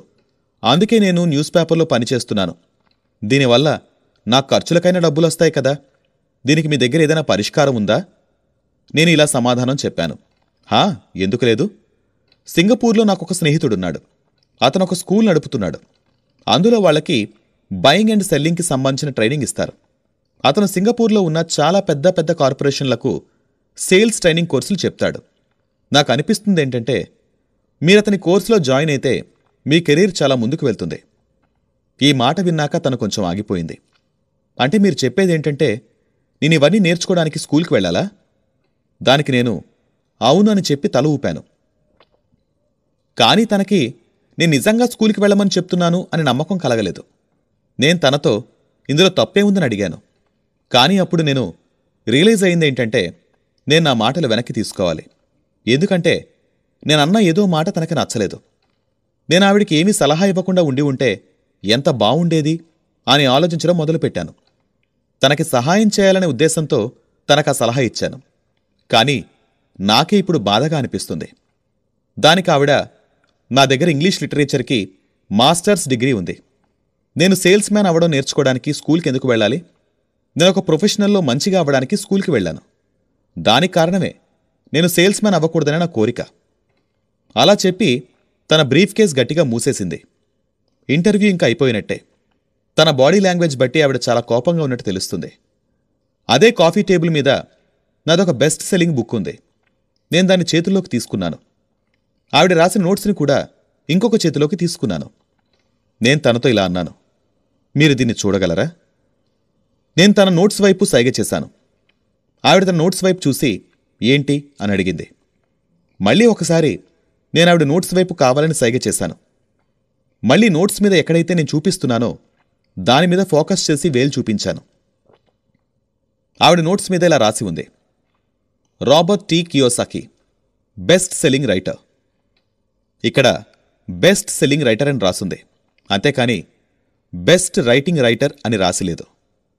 అప్పుడు ఆవిడికి నా మాటలు అర్థమయ్యాయి. ఎపిసోడ్ 19. ప్రయత్నించే వాళ్ళకి ఓటమి ఉండదు. అలలకు భయపడితే ఓడ నదిని దాటలేదు. అలాగే కష్టపడే వాళ్ళకి ఓటమనేది ఉండదు.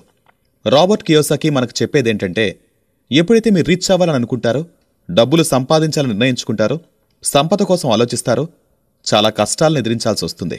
అతని దృష్టిలో ప్రతి మనిషిని ధనవంతులవ్వకుండా ఒక 5 కష్టాలు ముందుకు వెళ్ళనివ్వకుండా ఆపుతాయంట. మొదటి కారణం భయం. డబ్బులు పోగొట్టుకుంటామేమో అనే భయాన్ని దాటాలి. రాబర్ట్ కియోసాకి తన జీవితం మొత్తంలో డబ్బులు నష్టపోయిన చాలామంది ధనవంతులను కలిశాడు. అయినా కూడా వాళ్ళంతా ధనవంతులు. కానీ అతని జీవితంలో ధనవంతుడయ్యే ప్రయత్నంలో ₹1 కోల్పోయిన పేదవాణ్ణి ఆయన ఇప్పటివరకు చూడలేదు. ఇన్వెస్ట్మెంట్ దారిలో డబ్బు కోల్పోతామేమో అనే భయం చాలా న్యాచురల్.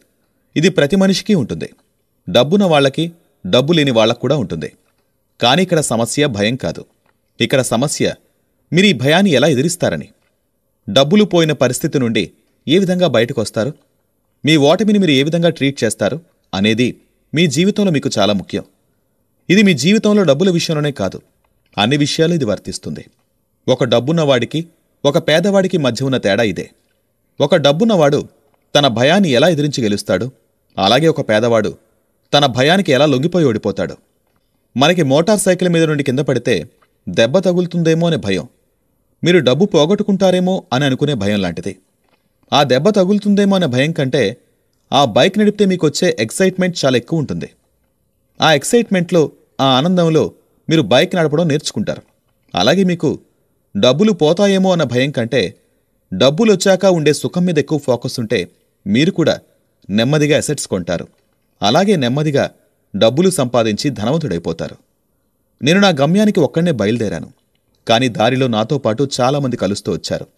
రాబర్ట్ కియోసాకి చెప్తుందేంటంటే, డబ్బులు నా కోసం పనిచేయాలి, నేను డబ్బుల కోసం కాదు. నాకు వచ్చిన ఈ మొదటి పాఠం బలం గురించి.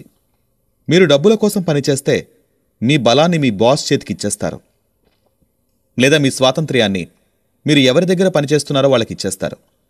మీరు మీ పని కోసం మాత్రమే పనిచేస్తే మీరు మీకు, మీ పనికి, మీ డబ్బులకు మీరే యజమానవుతారు. ముందుగా మనకి మన కోసం పనిచేస్తున్న డబ్బు విషయంలో అన్నీ తెలియాలి.